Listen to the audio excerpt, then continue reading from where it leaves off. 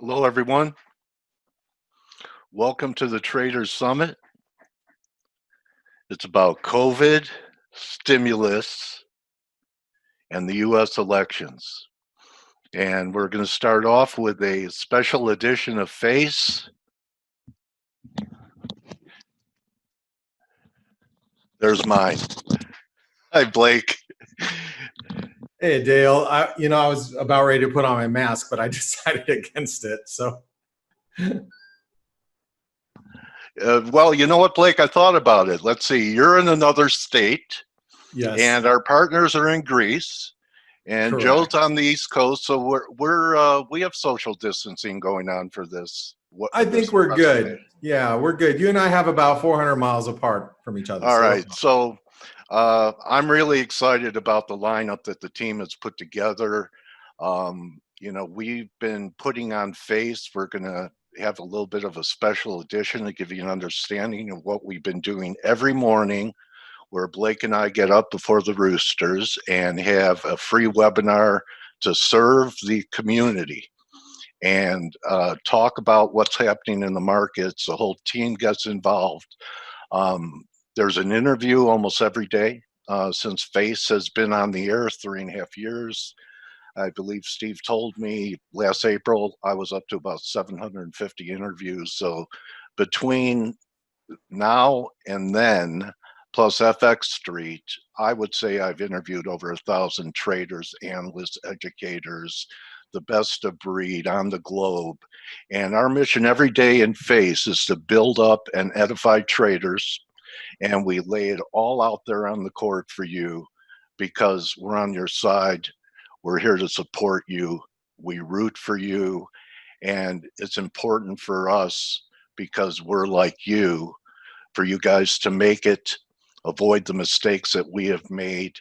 And I'm very satisfied with the work that we've done over the last 3.5 years. This is an expansion of what Face started out to be, because we've built a network of excellent analysts and traders. And why not have a huge event and compress it into a few days so that with what's happening in our world right now, it's not a joke that I had a mask on. It's not a joke what's happening here. We have crossed a different paradigm.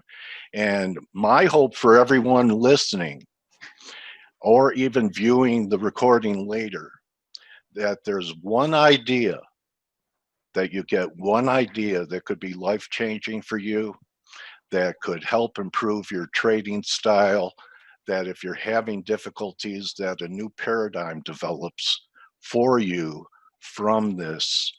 And I welcome everyone here. Thank you for your attention. We're going to make it worth your while, I promise. Blake, how are you today, partner? I'm doing great, Dale. I'm super excited about what we're doing here with Traders Summit and the conference. Like you had mentioned, this is a special edition of Face. And for those of you that don't and are not aware, we do a daily broadcast every single day for free.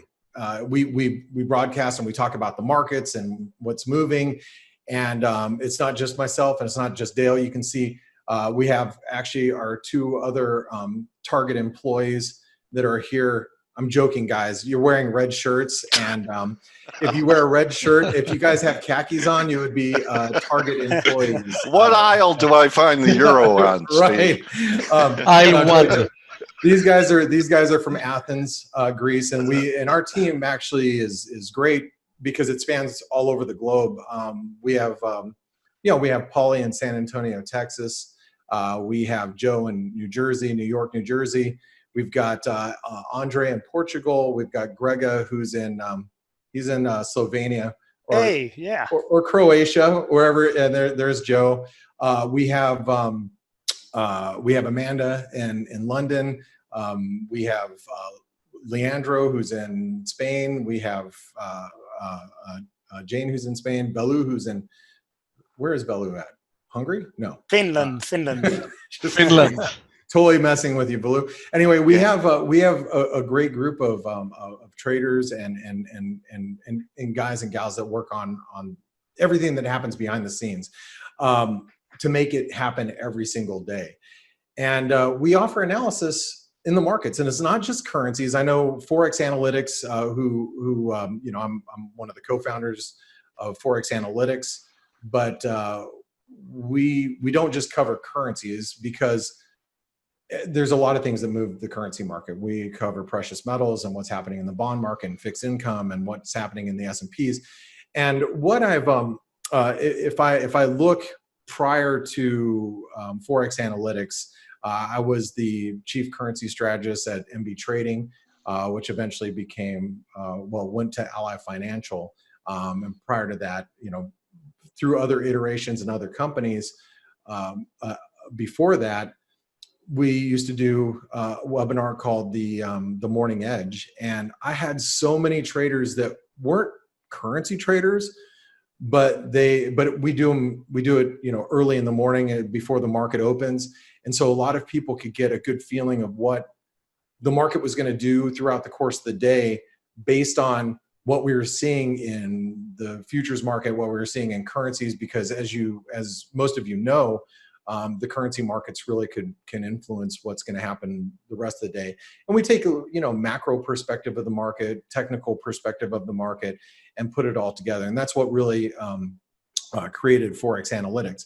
Now, I do want to take a little bit of time to kind of give you a flavor of what my view of the markets might be, and getting opinions from other people on the team that you can see here, like with Steve and Stelios and Dale, and maybe even Joe if he wanted to throw in something. But the point is, I want to show you kind of the process that we go through every day.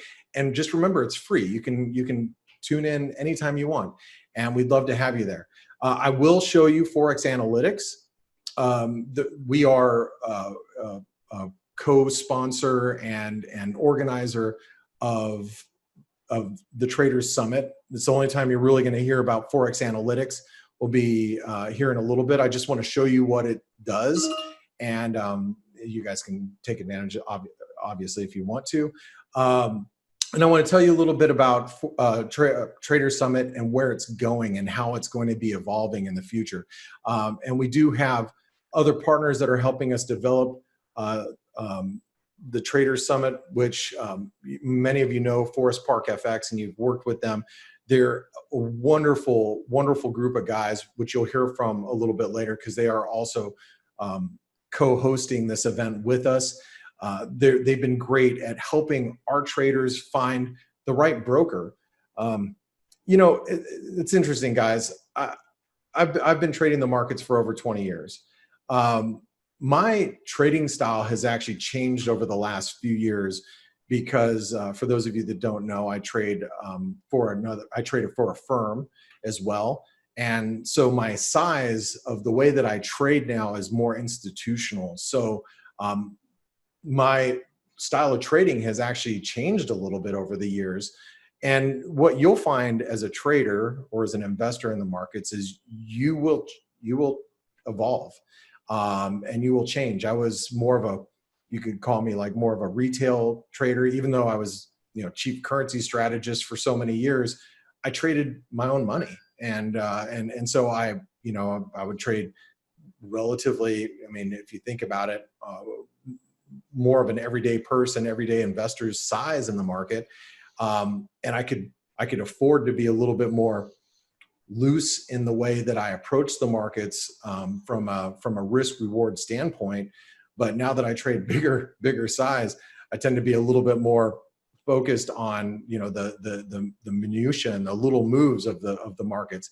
And as you evolve as a trader, that's going to happen. And finding the right broker to complement what you're doing is super important. And that's why Forest Park FX has been a wonderful partner of ours over the last, how many years, guys? Probably like 4 or 5 years. And yep. And they've really helped our traders, move along in a positive fashion, always being there to support them. and tackling any issues they might have with their specific broker they're working with. So there's a lot that I do want to speak about today. But before I show you, kind of Forex Analytics, the charts kind of show you how I approach the market, how our team approaches the market every day. Are there any comments that you guys would like to make before I get started? Well, I'll tell you something, Blake. I have a testimonial. I've become a much better trader being part of the team in the last 3.5 years. I can't even list all the things I've learned from listening to Steve every morning, and you, and going over the research that we get from the team, Greg and Andre, and people that remember me from, say, 5, 6 years ago, where, I was much more inconsistent, a lot less disciplined. And, I teach, surround yourself with traders better than you. And so I lived it being part of this team over the last 3.5 years. And Dale, I can appreciate that. One thing I want to say about Dale, I first met you on Twitter probably about 8 to 10 years ago, somewhere in that neighborhood. And we've been very fortunate to have you become part of this team, because you interview so many great traders.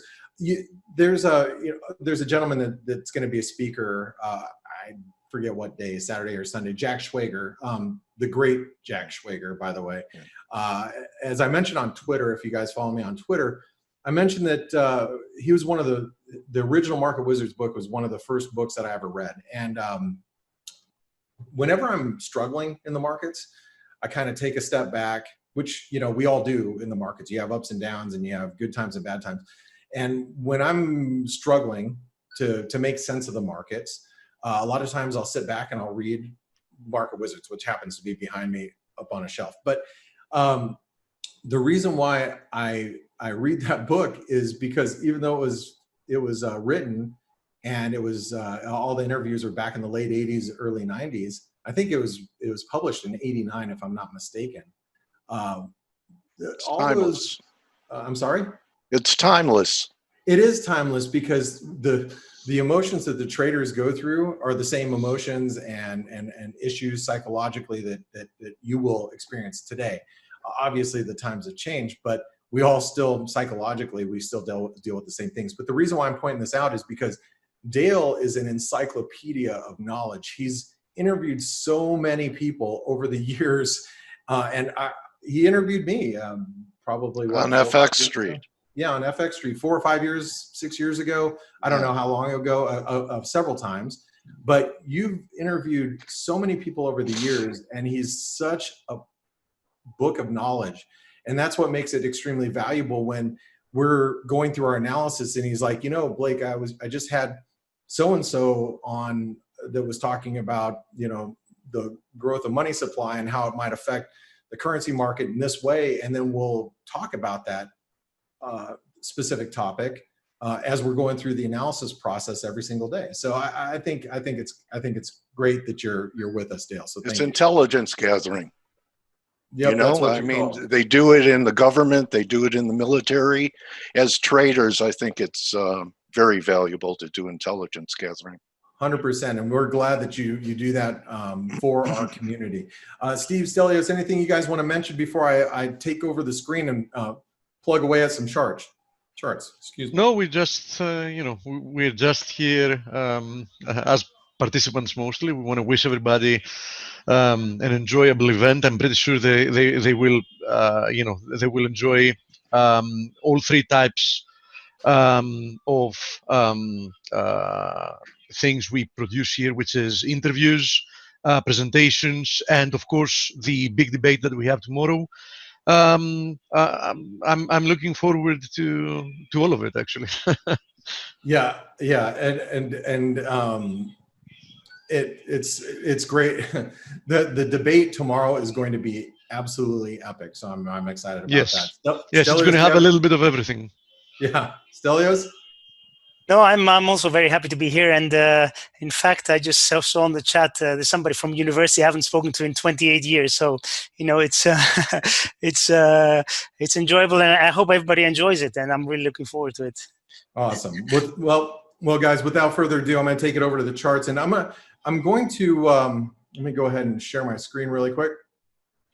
I got to take this opportunity to mention our sponsors, because this is going to be, this is a free event, obviously, for you guys for the next several days. And it only happens because of our sponsors. So you can see them actually on the screen here.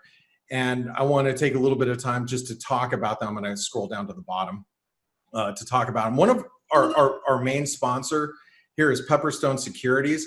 Pepperstone Securities, we have developed a relationship with them over the last 6 months or so, and we're going to be working with them hand in hand, Forex Analytics, I should say,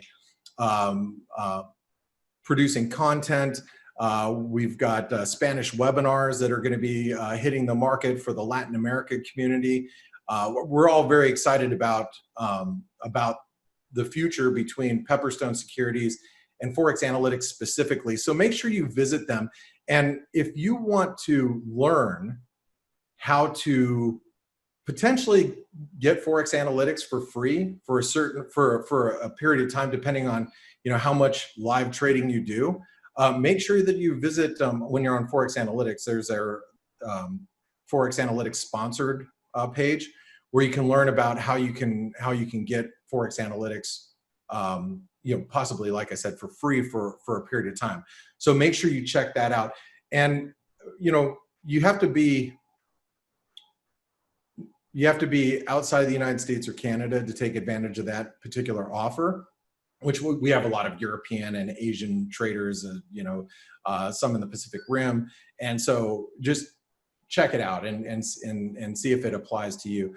But we have many other sponsors, and I urge you to please take this opportunity sometime over the next 3 days and visit them and see what they're all about.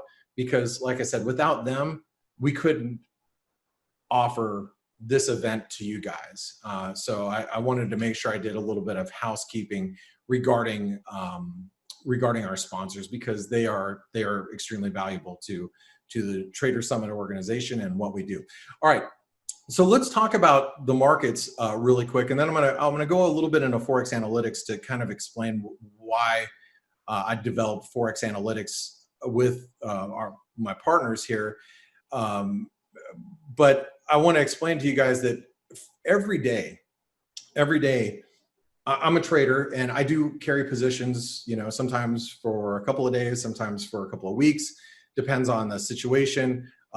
Like right now, I happen to be running a long dollar Canadian trade because it's an inverted head and shoulder pattern. For those of you that are Forex Analytics subscribers, you're very much aware of this. It's been on my radar for the last month because we broke this downward sloping channel, and we started developing this inverted head and shoulders pattern. Excuse me. And when it broke out and broke the neckline above 132.30, that's basically when I started to get a little bit more aggressive. And the reason why I'm showing you this particular chart is because the currency market can tell or maybe complement from a correlation standpoint what is happening in the market in equities as well. And if you trade equities, you probably, and you watch our daily face webinar, you know that I've been leaning on the equity markets a little bit over the last couple of weeks. Technically, I think it was on everybody's radar that we had this megaphone pattern. I was looking at this AB equals CD pattern a couple different ways. We reached the 127% extension of this, post-COVID sell-off. And so it was really important as we were trading up at 3,600 that I started to see the market show a little bit of a reversal here. And the reason why I felt strongly that we were going to see a little bit of a reversal was not because exactly what I was seeing here, but it was more as a response to what currencies were doing. When you start to see the dollar, we can talk about the dollar index as well. You see the dollar index as a whole, or you see some of these major currencies like the dollar Canadian start to give you a bottoming or topping in some cases like the euro, some sort of reversal pattern, we know that the dollar is strengthening.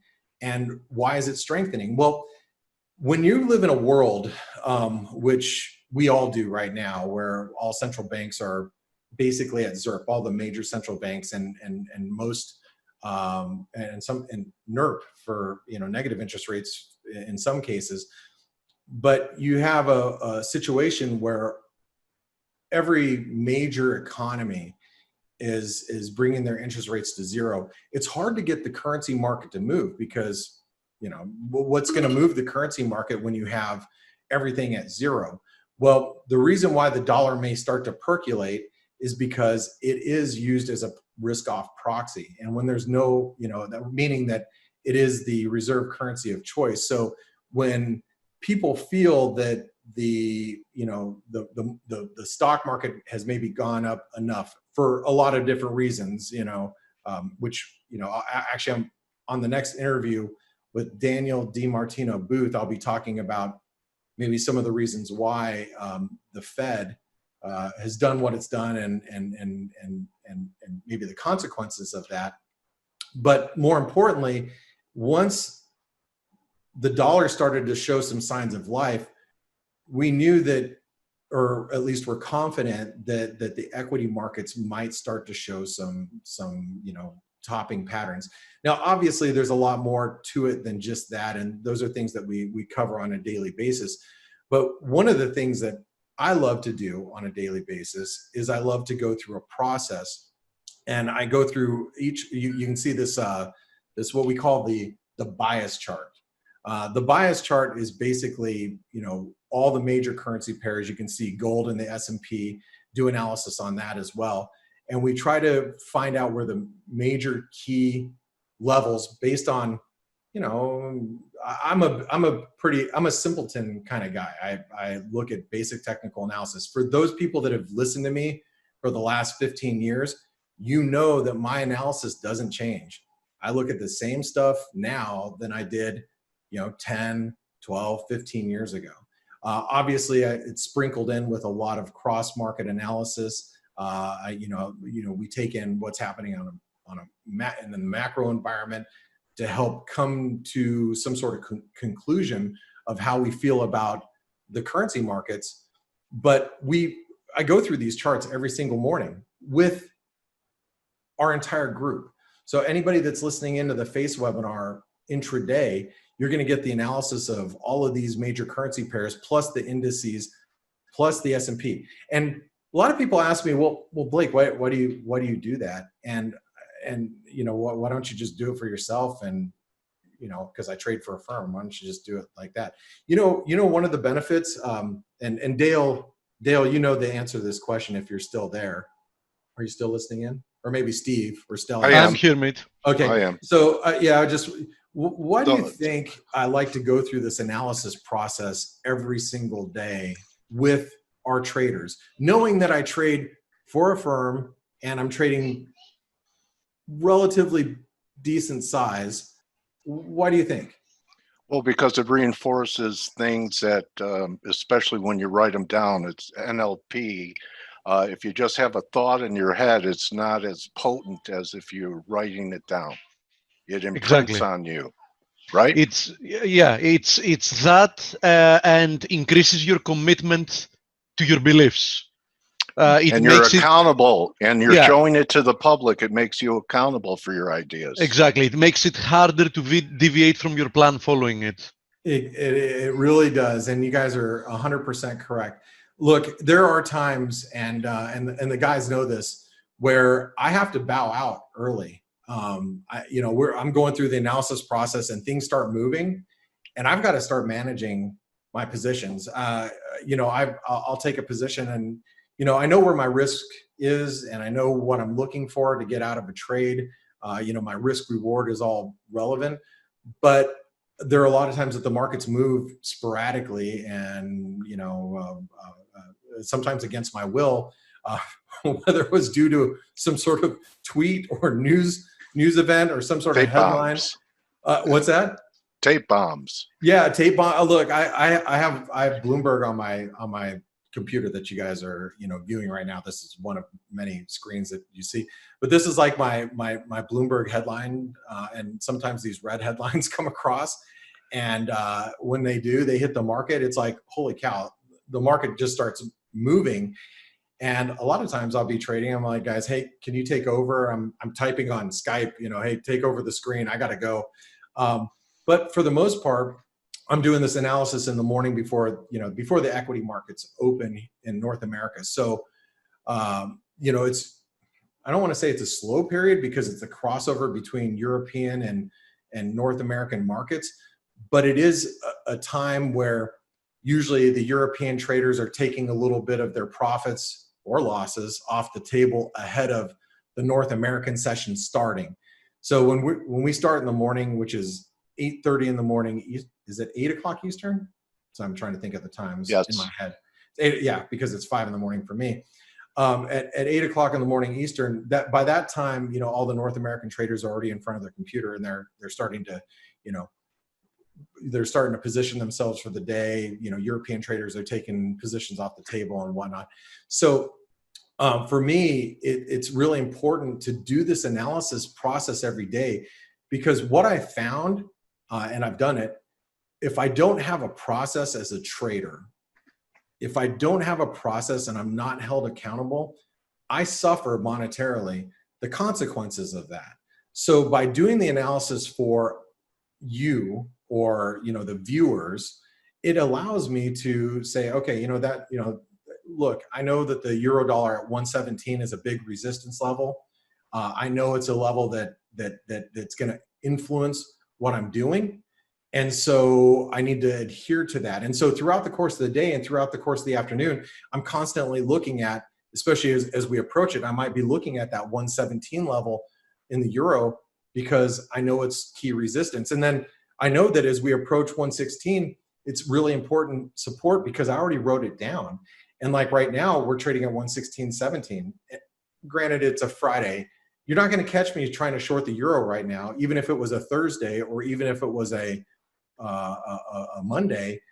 I probably wouldn't be shorting the euro because I know it's so close to support. Or if I did, I'd be very careful, knowing that support is so close to it. So knowing, excuse me, knowing where these important levels are in the market is very important to me and for all of our traders. I know. How about this, Blake? Don't Go ahead. try and make your week on a Friday. How about that? Yeah, true. Yeah, I want to say the last Trader Summit event that we did, Steve, I want to say you did it during the week, and I was like, I'm like, no. Yes, but to be honest, circumstances were very special because it was the period that most of the countries of the world were in lockdown. So we knew that people are actually there. Yeah, that's true. That's true. And you're right. We did the last or our initial Trader Summit event during the COVID lockdown, right when it started. So you're correct.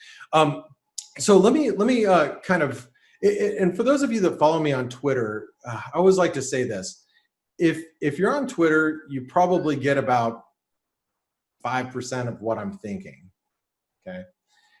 If you come to the Face webinar, you probably get about another 25% of what I'm thinking. But the rest of the time, and to get most of my thoughts and my ideas, that's where Forex Analytics really comes into play. And so let me take a moment and talk to you guys about Forex Analytics. Remember, we are one of the organizers for Forex for the Traders Summit. I needed to talk a little bit about Forex Analytics and about what we do, but what I really wanted to do is tell you why we created it and what was happening at that moment. So about 4 or 5 years ago, I knew that MB Trading was being sold to Ally Financial, and I happen to know the owner of MB Trading and worked with them obviously for many years. And I said, look, Steve, I don't want to really be part of Ally Financial. It's a big organization. you know, I'm better suited for a smaller organization. You know, I don't really want to be this cog in this big, you know, machine.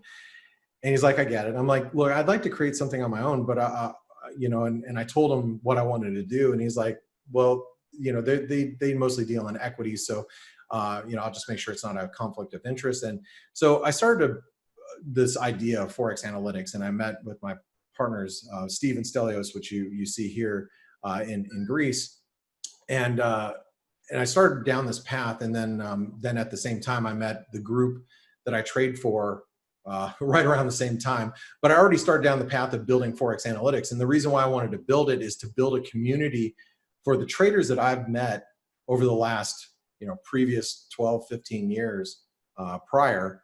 I just wanted to build like a platform that was something that was affordable for every trader out there, because not one shoe fits every person. We have so many different types of traders that come from so many different backgrounds, so many people that have $5,000 accounts, so many people that have, you know, $50,000 accounts, and they trade the markets differently, they approach it differently, you know. So I wanted to make something that was affordable for everybody, but also a safe place for individual traders to go that were in the currency market predominantly to go to. And so here came Forex Analytics. And what it is basically, it's an analysis product that shows multiple types of analysis. Let me move this out of the way. Multiple types of analysis: macro, candlestick, basic technical, harmonic, Elliott wave analysis for individual currency pairs, and 30 different instruments. We even cover some cryptocurrencies in here. And but what's really the backbone of Forex Analytics is, you know, not just the technology, which you have an app, and you know, you get notified when support and resistance levels are breached, and goes to your phone, and it's nice if you have, you know, if you're on the move. As currency traders, we're in the markets 24 hours a day. But my kids' soccer practice or school, it doesn't matter that I'm a currency trader. That life happens. So I happen to be mobile. It's nice to be notified when I'm on the run, you know, when something's moving. And it's not always easy doing analysis on a phone anyway. So being notified when things are moving is really important. So whenever we upload analysis, you can see in the live stream here, whenever we upload analysis, this analysis will get launched to your mobile phone, and you know, you'll get the chart, you'll get the corresponding analysis when support and resistance levels are breached, so on and so forth. But what is really cool about our platform is not necessarily the platform itself, which is, I think it's nice, but what's really great is our community. And this is the Forex Analytics chat room. And you guys are all on Jumbotron, for those of you that are in there right now. And you'll see we have currently 64 of us online. You can see we chat and talk all day long in this community. You can see all of the different charts that we're posting throughout the course of the day, and you know, what charts and the corresponding analysis. And this is a place that, you know, my wife likes to say I spend more time with my traders than I do with our own family, but it's kind of true because I'm in here all day long. And you can see people are listening in right now, and they're to this event, and they're in the chat room as well. But that's really, in my opinion, probably where the value lies in Forex Analytics, is our community. And so I wanted to explain that to you guys, kind of the backstory of how Forex Analytics came to be, and it's grown a life of its own, if you will. We have a great team, we have a great community of traders, and you know, and I have to, you know, tip my hat to all the guys and gals that are associated with Forex Analytics, and now the Traders Summit as well. So so thank you all, especially my partners that are listening in right now. But what's great is having a place where, you know, I do the analysis for Forex Analytics for a lot of the, you know, analysis that you'll see on the platform. But I am mature enough as a trader, being that I've been trading since 1996 is when I actually started trading. I started in the business a couple years prior to that as a stockbroker. stockbrokers actually don't even exist now. I think they're called wealth managers now. But when I started in the business or as a trader, I probably was a little bit more, well, I was obviously a lot younger at the time, but I've matured enough over the years to really respect what other traders are sharing and doing, because we all have different viewpoints in the marketplace, and we all have different, there are different things that I'll see that maybe somebody won't see, or they'll see that I wasn't even looking at. And that's the value of having a community, especially when you do this full time, when you trade full time. It's having a community where you can go, hey, this is what I'm looking at this in the dollar Mexican peso right now, and it's ripped up past its 200-day moving average. How are you guys feeling about the dollar Mexican peso at this time? And to getting other people's opinions about it, and they might see something that I'm just not seeing. So that in essence, I feel is probably the most beneficial part of Forex Analytics. So again, I just want to reiterate what I do is I go through, the process, going back to the charts. I go through all of the different indices. I go through, some of the major currencies, knowing how they move, why they're moving. And as a trader, I say this all the time, but I'm, this is kind of how it is as a trader. I feel like every day when I get up, I've got a puzzle, a big jigsaw puzzle in front of me with all the pieces laid out, and I've got to put all the pieces together every morning, see how it all fits, and try to make a decision based on the information that has been laid out for me, or all the puzzle pieces that I have. And that's what going through this process, the analysis process, and looking at all of, I try to look at every asset class, as for the most part, if it's moving anyway, and understand the reasons why it's moving. And then how does that translate to the currency market, and how am I going to capitalize on that for the day? And you know what, Dale and everybody else that's here right now, there isn't a trade always developing every day, and some days, are quieter than others, but some days sure are busier than others. Wouldn't you agree? Yes, less is more, in my opinion, Blake. I'm sorry? Less is more, in my opinion. Yeah, as far as trading, I'm happy to find a couple good ones a week. Yeah, and that's so I'm glad you brought up this topic, and then I'm going to switch gears over to Trader Summit and talk a little bit about Trader Summit as well, and where it's evolving and how it's going.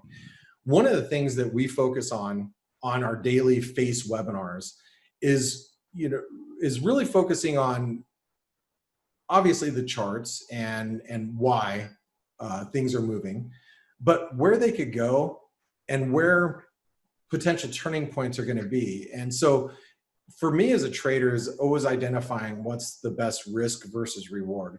And it isn't always clear. As you pointed out, there's a couple good opportunities a week.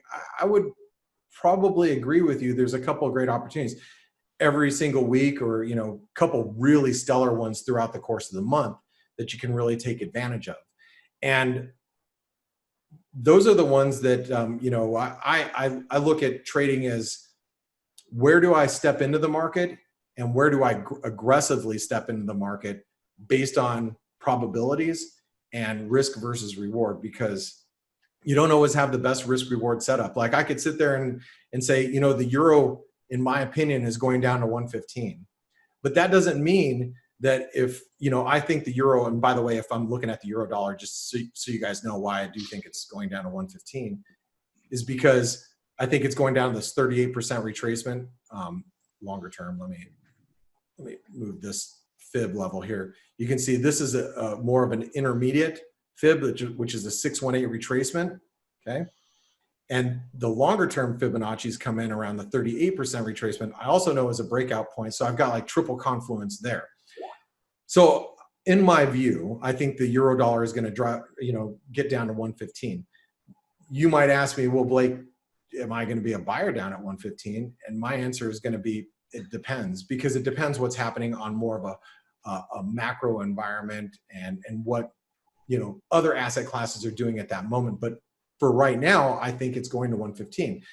So the next question that I'm always asking myself is, well, do I just short it right now? You know, that's where every day I'll look at my bias, my opinion, and I'll say, okay, it's moving lower, but where's going to be the best and most opportune from a risk reward standpoint place for me to get short the euro? And like I've been saying the last 2 days, hey, if you can get any move back up to 117, you know, and you're still looking at my charts here. So you know, if you get a move back up to 117, that's going to be a good opportunity to be on the short side of the euro dollar. Just like last night, the analysis says on Forex Analytics, the euro dollar should find sellers at the 117 level, the support near 116.50. So last night, You know, Blake, when you're on this, while you're on that page, Yeah. you know, I love the community that we have. I'm a big believer in communities. But I think one thing that is different about us is that if you wanted to find Elliott wave analysis, you'd probably subscribe to a guy who that's his methodology. And then if you wanted harmonics, you'd probably have another subscription to someone who specializes in harmonics. And if you were conventional or candlestick, what we have done is we've brought all these different methodologies together. And then you have this traffic light page that I have a lot of conviction when a few different methodologies are pointing towards the same outcome.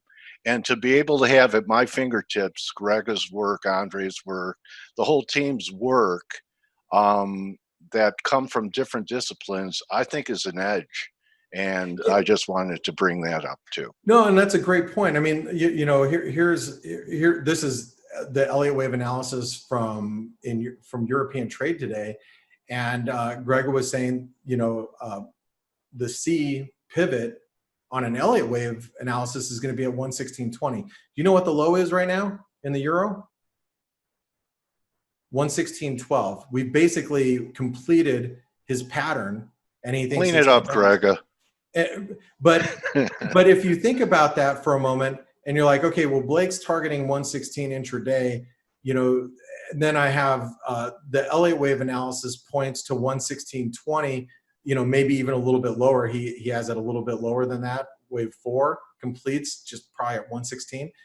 Then that's telling you, for me, it would be telling me, hey, I don't think I really want to be short the euro down here.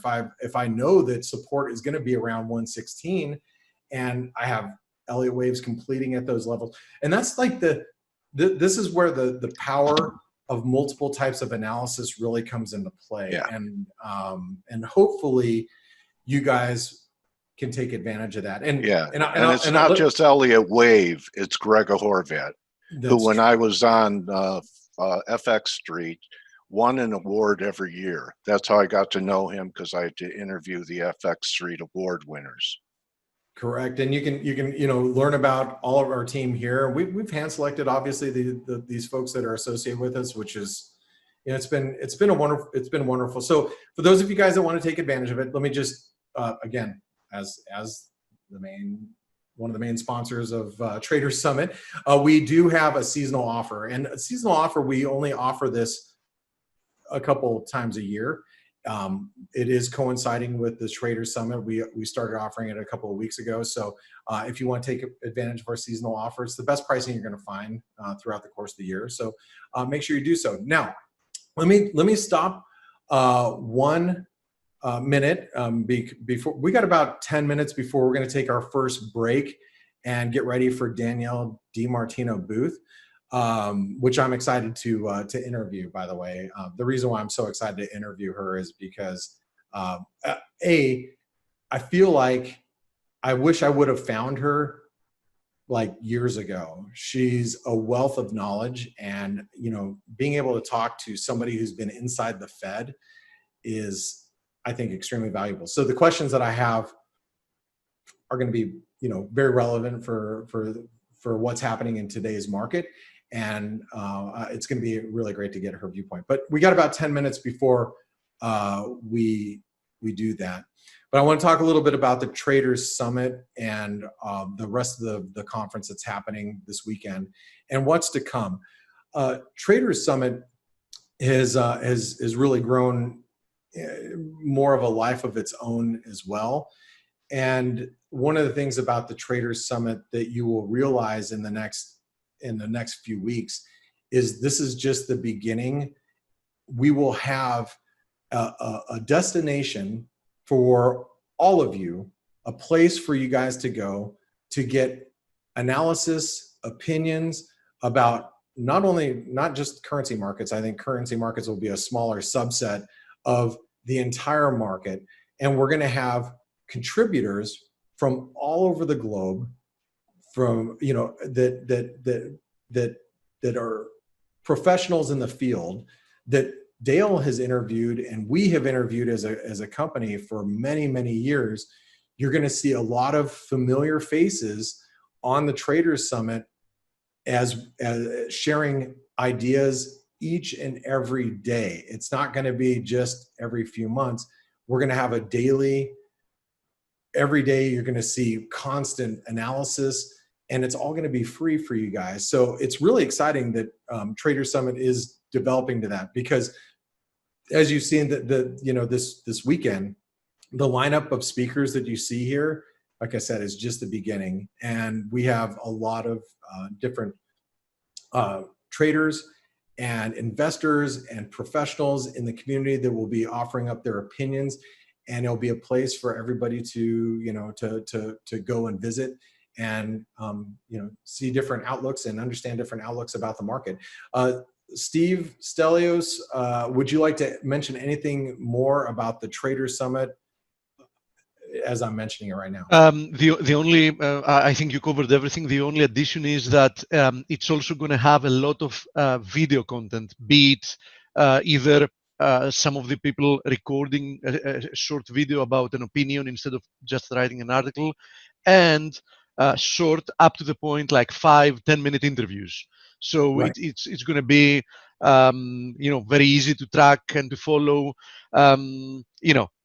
It's not going to be long interviews that you need to plan for the week ahead, someday to watch them. As I said, up to the point. Something happened. We had a Fed announcement. A couple of people are going to answer 2-3 questions and post them online. Right. So actionable analysis. Yes, and up to the point. And Dale, I'm glad you bring that up. One of the things that we do every day is, especially with our face webinars, that obviously we don't do them all day long. It's an hour and a half every morning. We try to bring you guys actionable ideas, like what we're talking about. What's happening in currencies and what's happening in the S&P, and where's a good pivot point. Where's an area that it might find some support or resistance based off this type of analysis, and why. And having that type of analysis in individual stocks, having it in different marketplace, different markets, different indices, whether it's precious metals, or you're looking at the 10-year and you're looking at the yield curve, having that type of analysis throughout the course of the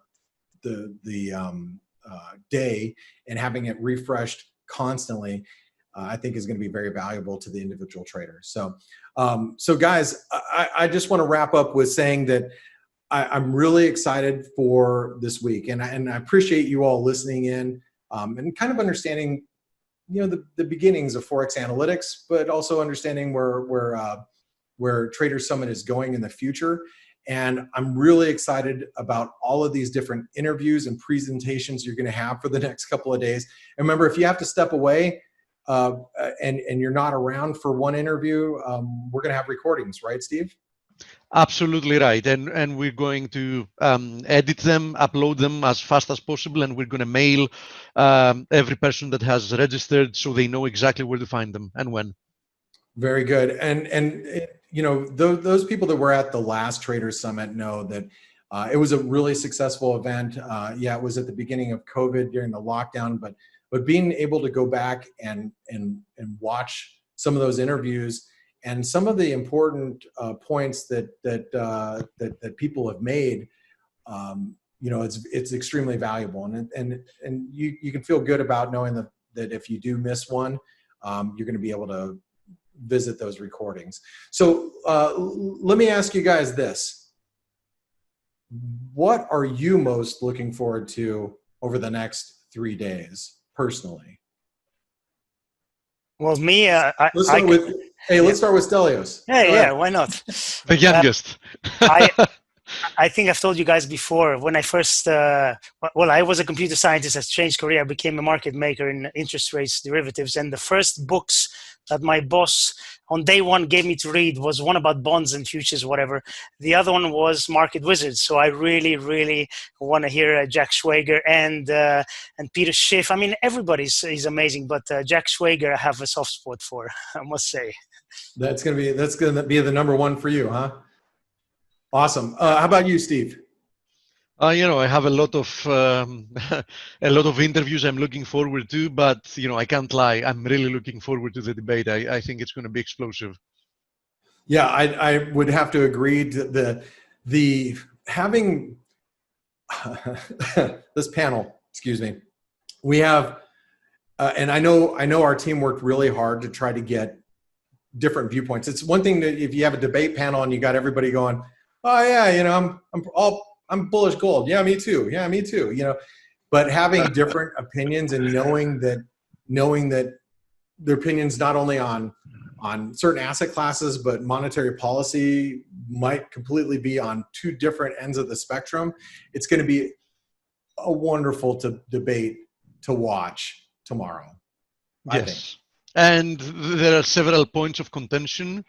I think all of them will be interesting to see, because we know that several of the people there have different opinions for several asset classes, but not only that, some fundamental differences as well, where they think the economy is headed, where they think monetary policy is headed, if they think it's good or bad. So I think, especially having Abigail doing the moderating. She's, for those that don't know, Abigail Doolittle, she's a Bloomberg hostess, actually, yes. So I think we're going to get the best out of it. And by the way, before she was with Bloomberg, I mean, she was on Twitter. She's the chartress, and I think we followed each other probably for 6, 7, 8 years or so. I've never talked to her one-on-one. I know Joe from our team, Joe Perry, he especially pre-COVID, he used to go into the Bloomberg studios and film the charting futures, her show. And I know he's had an opportunity to meet her a lot, or many different occasions, which is cool. But I'm excited to hear, because she has an opinion. She's just not a moderator. She has an opinion. Absolutely. Yeah. She Dale, has been on a trading floor. She does know. How about you, Dale? What are you looking forward to? Well, you know what? I think the biggest thing for me is going to be after the event, and hearing from the attendees and viewers of what they learned. That's a key, is that maybe there was one idea, just like, Blake, I've talked to people that you've mentored, and your teachings, they'll come out and say it was life-changing. So I'm looking for the life-changing moments for traders here this weekend, something they didn't know that their eyes are open to that could change things for the better for them. Well said. Okay, so for me, let me tell you, for me, I'm looking forward to it all. But there's one guy that I just recently started following because of this event, and I didn't know he even existed. And then I'm like, oh, I've seen him on other forums, and then I'm like, oh, I put 2 and 2 together. Is Michael Guyad? He's one of our sponsors for Toroso Investments. So he's an active manager, which is cool. I've interviewed Michael before. Yeah, I've never, for me, when you do your interviews, I try to catch him after the fact, but usually I roll off to go trade for the day. So I miss a lot of your interviews, and I know you've interviewed him, and I just started following him on Twitter, a few weeks ago. And then I really started to focus in on his ideas and what he's sharing. And I'm like, man, this guy's brilliant. I actually can't wait to hear what he has to say about the market. So that for me is like something that's kind of new and exciting for me. It's like a rock concert, Blake. It is. It's like Woodstock of FX. That's what we have going here. All right. Well, speaking of which, I'm gonna make sure that everybody gets a restroom break before our interview with Danielle DiMartino Booth. I'm super excited to actually interview her, and that's going to come up in just a few minutes. Steve, did you want to take over the screen to put everybody on break, or how do you want to do that? Absolutely, mate. Unless, of course, Stelios and Dale want to cover something. So it's up to I you. just wanted to say one last thing, and that was from a question from our friend Alexander. He said, Blake, do you actually look at others' analysis before you trade? And I want to say that this is something I do. I'm a macro trader, and I always, because I'm known to be early in trading, I always look at what you say, what Gregor says. I try to find the best entry and exit positions or levels based on your analysis. So I learn every day from being together with people like that. So, and you know, that's a great answer. And I'm gonna leave it with this because I think it's such a great question. I actually look at what other people have to say if I know who they are and I respect their analysis. So I follow a few people on Twitter. I don't follow everybody, and I usually follow people if somebody says, hey, follow this guy because he has good analysis. Usually one of the guys from that are on my trading floor, I will. But I usually, after a while, I can kind of figure out how this person approaches the market. And if I know their approach to a certain extent, and I respect their analysis, I'll look at it and I take that into a consideration. And hopefully it's showing me something that I didn't see. And I don't seek out confirmation from my own trades. I usually am looking for what could go wrong with the trade that I'm seeing right now. You know, who's seeing opposite of what I'm seeing and why? That's for me the most important thing, because I plan my trade and then work my plan. You know, plan my trade, trade my plan. That's the way I like to approach the market. But there are going to be things wrong with what I'm doing, and there's going to be things that could derail what I'm trying to accomplish in the market and the trade I'm trying to make. So I'll take in, like, I know a lot of people look at my analysis and they're like, a lot of them probably trade counter to the way I trade. I might say there's big support here, so be careful being short. They might go, hey, Blake's not wanting to be short here. I might look for a long to go counter that. You know, and I know there's people that do that because there's two sides of the market. I'm usually better on trading my bias in one direction. I'm not good at trading in both directions. I learned that about myself many, many years ago. So anyway, that was a great question though. All right, well, guys, I'm going to step out for just a couple minutes, and then I'll let you guys take over. I'll see you in about 3 minutes with Danielle DiMartino Booth. Yeah, she's already on from what I see, Blake. Perfect. Dale? Yes. Yeah, hi, Steve. Hi. So, Yes, there's Danielle. I've had the pleasure of interviewing Danielle once before on Face. Great to see you back, Danielle. Hi there. Yeah, and you know, I'm really looking forward to this interview that you have with Blake. And gosh, what a period that we're looking for. When I talked to you, I couldn't have imagined what we have happening here in our world. We've really crossed into a new paradigm, haven't we? We have. It's just more of the old paradigm. Okay, right. On steroids? Absolutely. Yes. Okay. All right. So I'm going to save the questions for Blake, but I want to thank you for being part of our summit. And I'm a fan, and it's great to have people that, you know, don't hedge. When they have something to say, you say it and you mean it, and it's with conviction. So looking forward to your interview with Blake Morrow. Thank you. thank you for being with us. Blake is going to be here in a minute. Great.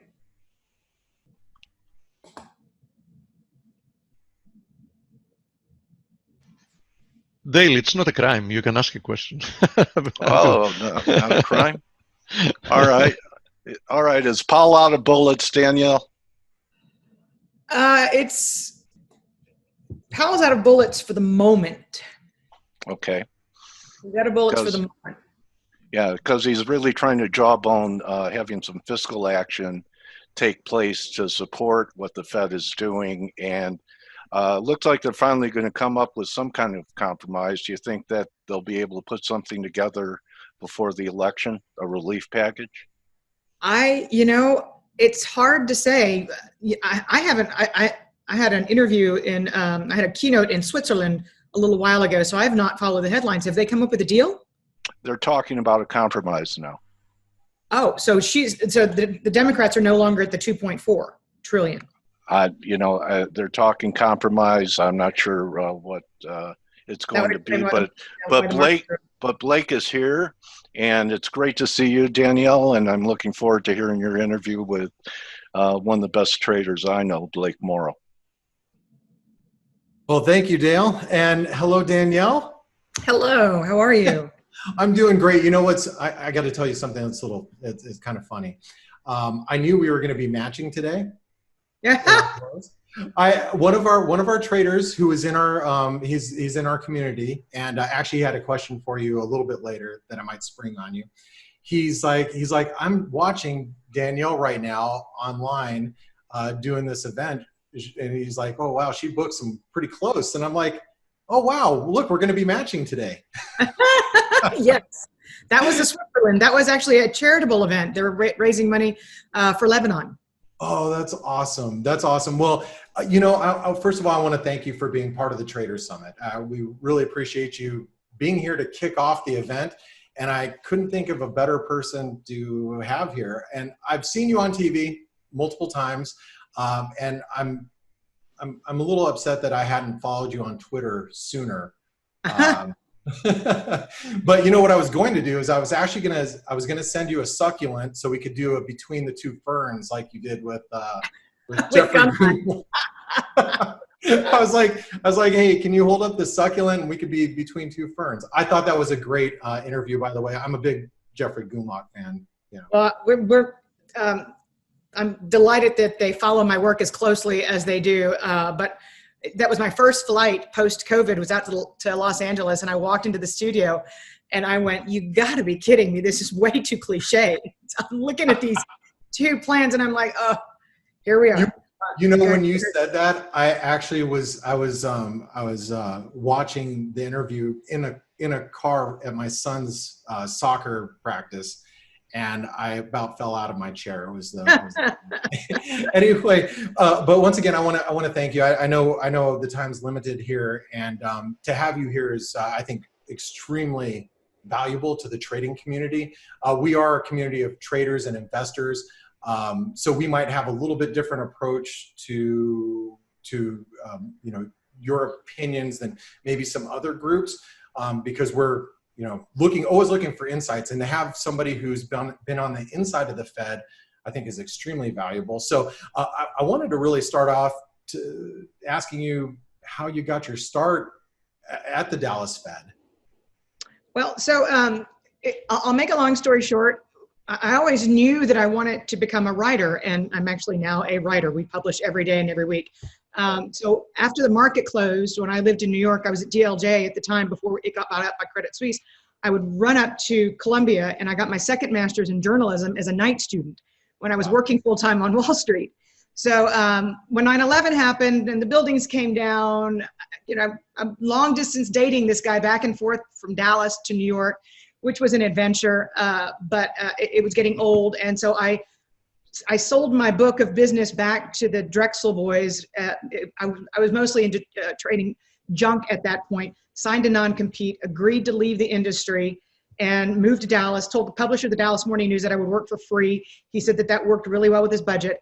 And within a few months, I've got my own column about the markets. I'm writing about mortgage equity withdrawal. I'm good friends with Jan Hatzius at Goldman Sachs, and I'm predicting that the housing market's going to crash. I was the only person on public record who said that it would be global and systemic in nature. And it was, because we know that the subprime bomb went off in something called a Landesbank in Germany that I'd never heard of. That's systemic risk. It's when risk pops up and you're like, what's that? So you don't know where it's going to occur.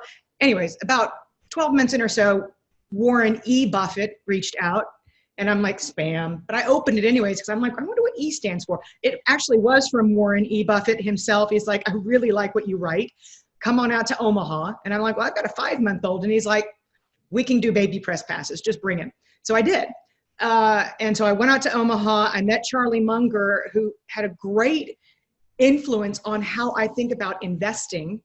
And 6 months later or so, Richard Fisher came calling. And Wow. he's like, you should be working at the Wall Street Journal. You should be working at The Economist. You're wasting your life away. And I'm like, or I'm barefoot and pregnant and I've signed a non-compete. I've left Wall Street and I'm really happy. So in any event, he asked me to serve the country. I ended up doing so for 9 years throughout the financial crisis. He had a very unorthodox position for me. All Federal Reserve districts are bound to take their markets intelligence from the New York markets desk. It's written down. Okay. It reads like sell-side research. And Richard and I both had our MBAs in finance. Richard and I both started off on Wall Street in New York, and we knew the value of sell-side research, ... So he started his own markets desk inside the Dallas Fed. So Wow. before every FOMC meeting, I would travel to New York and I'd hit the trading desks and I'd speak to the economist. I'd talk to people on the buy side, go to Alliance Bernstein, check in with everybody and prepare a markets briefing. And that markets briefing, he would take into the FOMC meetings. Geithner and Dudley subsequently could not stand me because I'm speaking to the same people that their markets desk are speaking to, but I'm coming up with completely different conclusions that actually have to do with reality on planet Earth as opposed to the sell side research that they put out. Thank you, Mr. Former Goldman Sachs. And I got underneath their skin. But I'm proud to say that Powell used to read my research. And when I left the Fed, the minute that Richard walked out the door, I walked out the door. I am not a good bureaucrat. I don't do sensitivity training. I don't do any of that stuff. When he left, I left. We ran into each other at a football game. And he said, listen, Danielle, there's one person on the committee, only one person on the committee who I want for you to pay attention to. This is fall 2015. And I said, who's that? And he said, Jay Powell. He said, remember, he's Republican. Obama got him in with Jeremy Stein, who was a Democrat. Sometimes if you want to get one candidate in, you bring two in, you do the kumbaya thing as opposed to, hand-to-hand combat, which is what Trump has done with his Fed nominees in the Senate. So I said, fine, I'll pay attention to this Jay Powell person. He's the only person who wants to shrink the balance sheet. He's the only person who wants to normalize interest rates. So follow him closely. And I'm like, he's quiet as a mouse. He doesn't say anything. He's like, that's the point, Danielle. Less is more. Follow him. And then years later, there he was, Fed chair. So that's my short story long. Sorry. Wow, no, that's an amazing story because I was gonna ask, what was your experience like? But it sounds like you were an outsider insider. I was not liked at the Fed. I asked for a live CNBC feed and they're like, what? And I'm like, the market's open, people. And these PhDs would go to the executive dining room like at 11 o'clock and come back at 1 and regurgitate their dissertation. And I'm like, and you wonder what's wrong with monetary policy. Look at you people. So no, I was not popular. I'm not on any Christmas card list at the Fed. None. That's funny, but it's awesome to hear. And, I lived actually in Dallas for 13 years from 99 to 2012 before we moved back to Scottsdale, Arizona to raise our kids around the family. Technology has allowed traders to kind of do that around town. And I love Dallas, by the way. So, but I wanted to ask you, what do you think was your biggest takeaway from working at the Fed? Because it sounds like to me, that it's hard for everybody to get things done.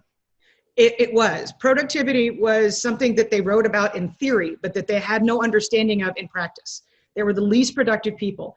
I'm like a poster child for Ritalin. They tried to give me the first generation of it when I was like 3.5. I'm clinically hyperactive, OCD, ADHD, all those things. Never taken any of that stuff, which explains me.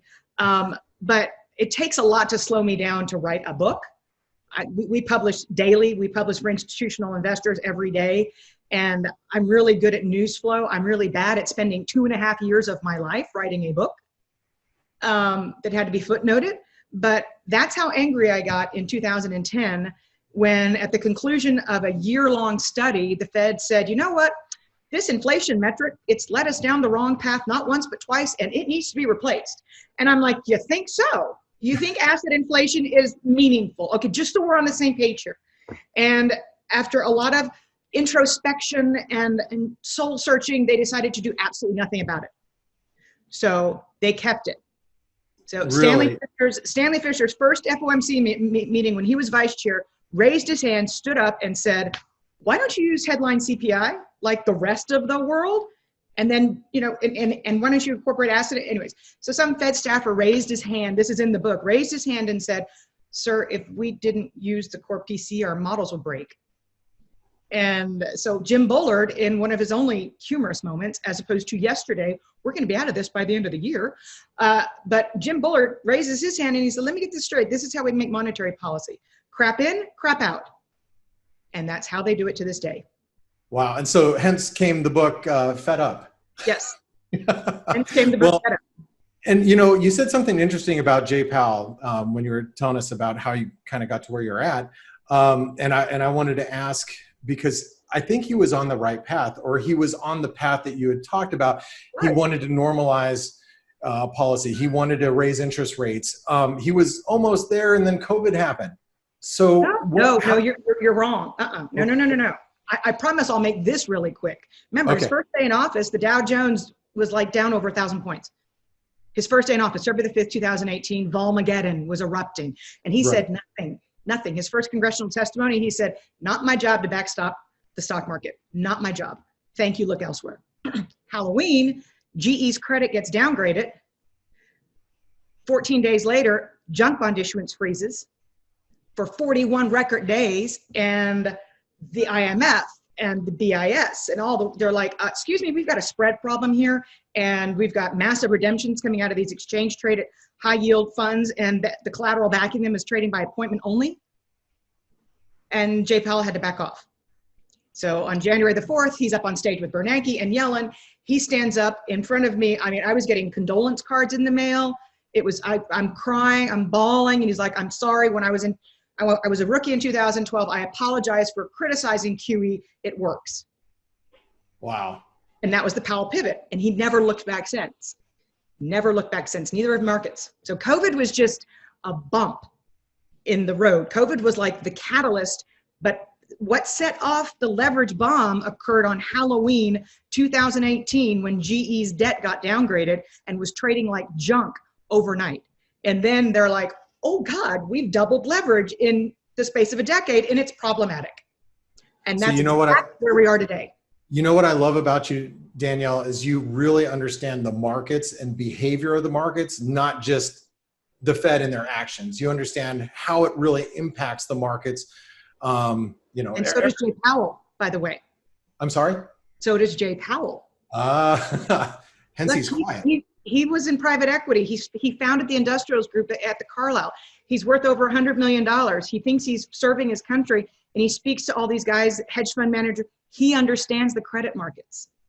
So when you talk about like taking a step back about COVID, since it's just a bump, so you say, how do you think their response has been to the COVID situation and all these loan facilities that they've created, all these acronyms that I forgot them all already? And do you think they're going to even do more moving forward, or can they? This is now it was clear that a doomsday policy was in place after what happened with junk bond issuance freezing. Okay. Neiman Marcus in May of 2019, Neiman Marcus issued some debt, and the bond market froze for 7 days. And Powell actually started making rumblings about negative interest rates and the possibility thereof, and then markets corrected themselves again. So the Fed had in place the doomsday scenario. So what was deployed with purpose and design. And we knew going into 2020, because Gunlack and I, we asked Morgan Stanley to redo some math that they had done earlier on in the year that said 39% of BBB rated bonds would be junk if the credit rating agencies were doing their job. So Morgan Stanley redid the math for us in December, and that 39% had gone up to 42%. Wow. So going into the year, Powell knew that triple B was an accident waiting to happen. So that's why you had the very explicit grandfathering in from March the 22nd on of any fallen angels. Any debt that had been downgraded was eligible for Fed purchases.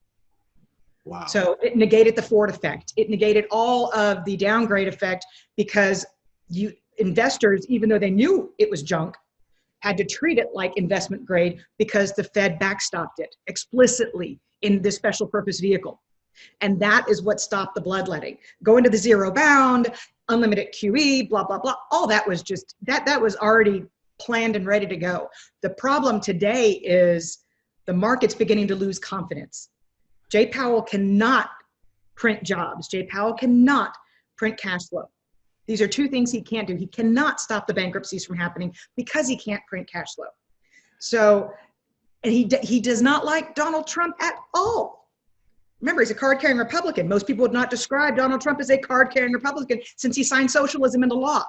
So you have to appreciate that he will not buy stocks with 39 days until an election. Because you can tell some Joe walking down Fifth Avenue that the Fed is buying junk bonds and their eyeballs are going to roll into the back of their head and they'll be like, huh? You know, junk bonds, more expensive than stocks. It's riskier than equities, for God's sake. He's gone further than the Swiss. And they'll be like, huh? You stop the same Joe or Jane on Fifth Avenue and you're like, the Fed's buying the stock market. That's un-American. They can't do that. That's a big no-no. So it's optically and narratively, it's a lot easier to explain and a lot more damning. So if markets fall out of bed before election day, I don't think that the Fed comes in and buys stock, even though the fine print of the BlackRock agreement already stipulates that the special purpose vehicle is standing ready. Public matter. So what does Jay Powell do? Does he do it? He does nothing. He's not going to do negative interest rates. The whole banking system would collapse. You can't do negative interest rates. Other countries can do negative interest rates, but your discount models, your Black-Scholes models, they plug in our positive interest rates so their models work. But somebody has to have a reference risk-free rate. I was listening to Fed Chairman Powell yesterday and some of the comments that he said yesterday, and he said downside risk could well be out there without further aid. And it sounds like the Fed is begging Congress to do something at this point. Well, they know that they're worried about the efficacy of QE, but they still know that it's got an 82% correlation with the growth of the S&P. The growth of the Fed's balance sheet has an 82% correlation with the S&P 500 since 2009. That is the only thing that they know that works in their tool shed to try and hold the market together. So if the Treasury has to issue a bunch more debt, then they're like, awesome, we'll buy it. So they're begging for stimulus. Wow. They need product.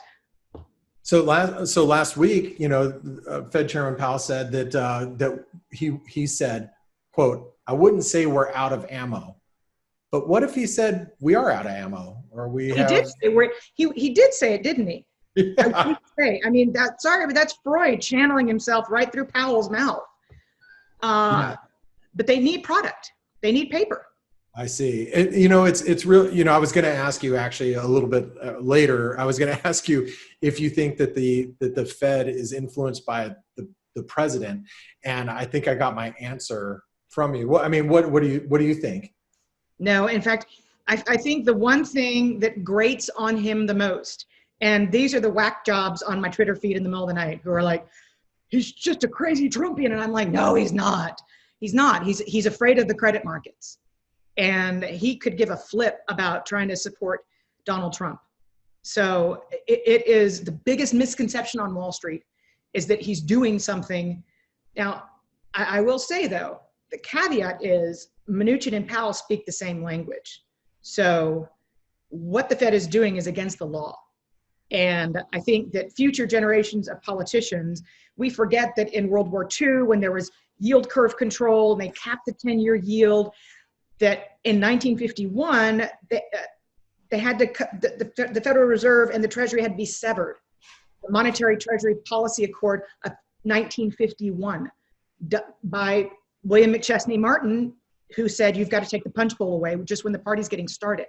He went on to become the longest serving Fed chair in history after he helped that accord push through. But future politicians are going to have to re-separate the Treasury from the Fed because the 1913 Act dictates that it be apolitical and independent. I see. Well, can I ask you this? Going back to like the Fed and what they have in their toolbox, I've always believed, and you know, you hear the Fed talk about that. It's mostly rhetoric, right? The rhetoric, in my opinion, is going to be Fed Chairman Powell, one of his biggest tools that he's got in his toolbox, right? And I mean, we look at, like, I remember the Greenspan days, and you look at the you know, the briefcase indicator. Briefcase indicator. Right, the old briefcase indicator. You're like, oh my God, he's holding so much papers. I think he just filled his. Oh, he's on the record on 60 Minutes saying he liked to jack with investors. Right. So, but what happens, because you kind of alluded to it, what happens if the investing public loses confidence in the Federal Reserve? And are we already starting to see some of that right now? You are, right? Because he blows it in Jackson Hole, August the 27th. Yeah.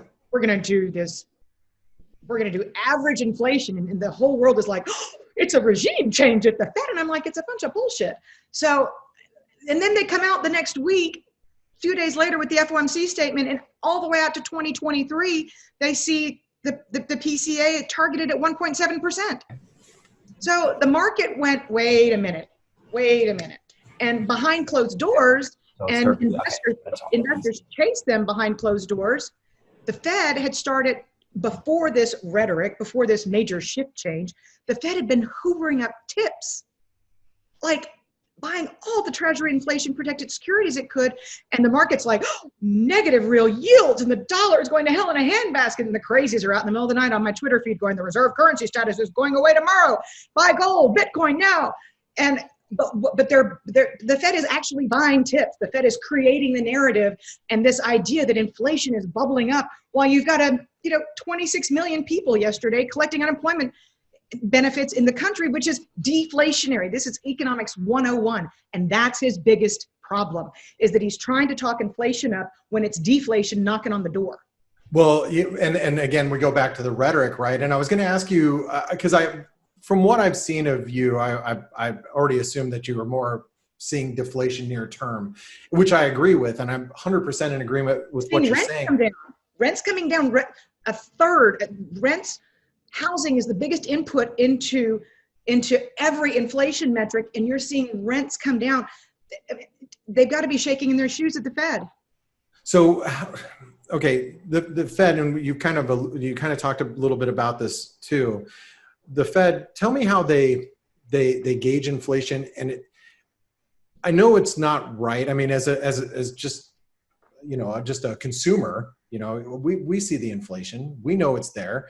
The Fed doesn't see it, but are they hiding behind that? I mean, how? It is, again. Remember, I spent 2.5 years writing a book because they have to hide behind it. They know that our health insurance inflation is not Medicare and Medicaid reimbursement rates. They know that. They know we're spending a lot more on healthcare insurance, and yet they keep it in there. They know we're spending more on housing, and yet it's also understated, the two biggest line items in a household budget. And they net out oil and food. So, but they have to have the broken metric because they have to hide something to hide behind in order to justify the constant QE. So then I guess my next question would be, would they ever change it? But in based on what you're saying, they shouldn't, or they won't. They can't. They're trapped.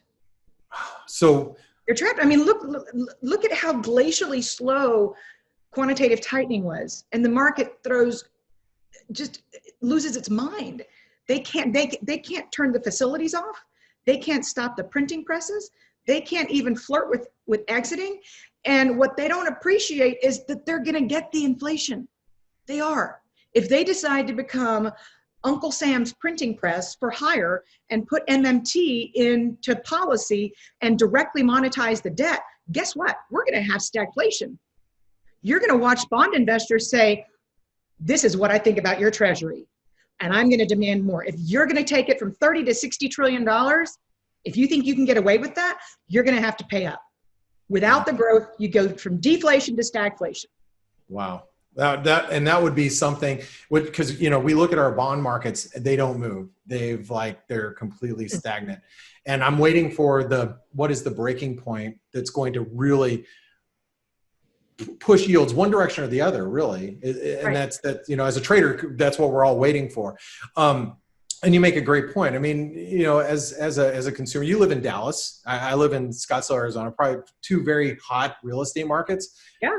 And I don't understand, as They consumers, have we to don't be hot. understand. Jay Powell has created the housing boom.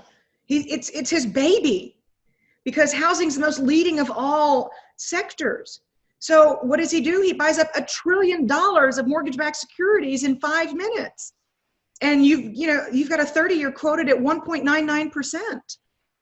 And you've got FHA lending. I've got a Bloomberg column out on the terminal today. It's on the web, but I walked through the math with a guy by the name of Ed Pinto at AEI, who was Fannie's former chief economist, and he walked me through the math.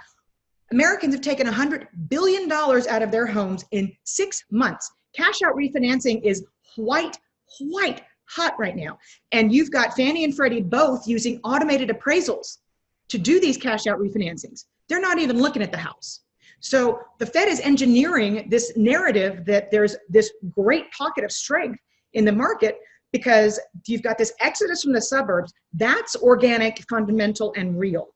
Yeah. You've got wealthy people who are renting homes in the Hamptons for $75,000 a month in the winter. So that part is real. People of means really are buying in the suburbs. Vail, Aspen, their prices have gone through the roof, but these are people of means. But FHA lending is still 3.5% down. So it's, you remember accounting from school, right? Last in, first out. If you think we've got riots in our streets today, wait until the people who are upside down when forbearance for 12 months expires in March. Wait until they realize they're upside down in their houses and get foreclosed on. You got 7% of the mortgage market in forbearance. Right. You have a foreclosure moratorium. You have 15% FHA delinquency rates, the highest in records back to 1979. So once banks can start to move on this, people are going to realize that they asininely bought in at the top of the market, of the housing market. But this is created by the Fed. So that brings me to another subject as far as from an investing standpoint. My assumption would be that you are probably bullish precious metals and maybe like gold, silver. How do you feel about precious metals and what's going to continue to drive those prices higher? Well, so right now investors they're going off of the traditional textbook that says, okay, if the Fed's full of it and there is no inflation, then why am I holding gold? And so you've seen that step back. And we're also seeing a miniature repeat of what we saw in March and in April with people going, I've got margin calls, my portfolio's all over the damn map, but at least I've got value, so I'm going to sell my gold. So you've got two different dynamics going on right now. But if you look back through history, gold has outperformed in inflationary and deflationary times as long as there's disruption in the markets. So I'm holding steady on my gold because I think that there's disruption in the markets and more to come with a potentially contested election and volatility out into November. Really, really expensive. What's not expensive is the move. So if you're looking for protection and you don't want to buy equity puts, buy the move. Got it. Okay. I try to protect them. Do you feel the same about cryptocurrencies? Like, what's your opinion on cryptocurrencies? I'm going to tell you personally, I just don't know enough about it, but I know the trading community at large is a fan of cryptocurrencies, is maybe a different type of hedge. How do you feel about that? Well, I mean, it's kind of like it's like TikTok for it's, instead of whatever we had when we were, I'm much older than you, but the Walkman, it's like that. People who remember what the Walkman is, they own gold. And people who want to make a name for themselves, they own Bitcoin because it's hip, it's happening, it's like the new gold, it's the place to be. I mean, I was part of the Bitcoin scam on Twitter, so Bitcoin can put it where the sun doesn't shine. So anything that's penetrable and you can get in there and jack with it, and it can be part of crime and all this other stuff. Now, I'll possibly have a different opinion about it if we go over the line into quantum, and it becomes a lot more economical to manufacture this thing, because mining is not economical. But really, Bitcoin it's a reflection of people's disgust with fiat currency, and the Fed trying to cut your dollar in half in 50 years time. Right. So, but I own gold. Well, that makes a lot of sense. I know we only have probably about 15 minutes left. I did want to ask you though. A lot of people in our community look at what the Fed's doing and expanding the balance sheet, and we see other central banks are obviously matching that as well. $1.5 billion every hour. Say again? $1.5 billion per hour worldwide. That is crazy. So why don't we have a 40,000 Dow? Right, exactly. So asset prices are going to continue to go higher. Maybe we continue to see everybody's looking at a V-shaped recovery. I see the K-shaped recovery. Am I crazy? Very K. I'm sorry? It's very K. Okay. It's extremely K. Because you've got, people are tired of hearing it, but small businesses still employed 47% of Americans prior to COVID. And they've been put out to dry. They've been completely left behind. And that's going to have long-term ramifications. It's going to take a lot of rebuilding efforts. There are going to be great innovations. I don't think I'll ever step into a pediatrician's office again as long as I live, unless the kid's bleeding. So COVID's going to create all kinds of new industries, and that's going to be wonderful. But in the meantime, there's going to be a lot of rebuilding to be done. And I don't know that the K is permanent, because we're seeing Raymond James announce 4% of its workforce is being laid off. We're seeing the country's largest law firms make layoff announcements. So if you look on Indeed.com in the latest week, job postings for lower income individuals are down by 12% year over year. Job postings for high income individuals are down 24% year over year. So the K is going to be in trouble if we continue to see this trickle up effect and white collar layoffs, which is a byproduct of demand destruction. It just takes a lot longer to move the pig through the python. The initial people who lost their jobs were low income, and the stimulus replaced it, right? We had the biggest increase in personal income in the history of mankind because of the extra $600 a week. So we've had retail sales really hang in there. But if you start to see white collar layoffs, then the K is in peril. That makes a lot of sense. Talking about a W. So, I was going to ask you, do you ever draw parallels between, and I don't know how much studying you've done on Japan and what the Bank of Japan has done over the last, 20, 30 years, forever keeping the rates at zero. I know the demographics are different between the U.S. and Japan. It's apples to oranges. But do you see any parallels between Japan's economy and the U.S. economy, and how the BOJ has acted over the last 20, 30 years, and how the Fed is going to be moving forward?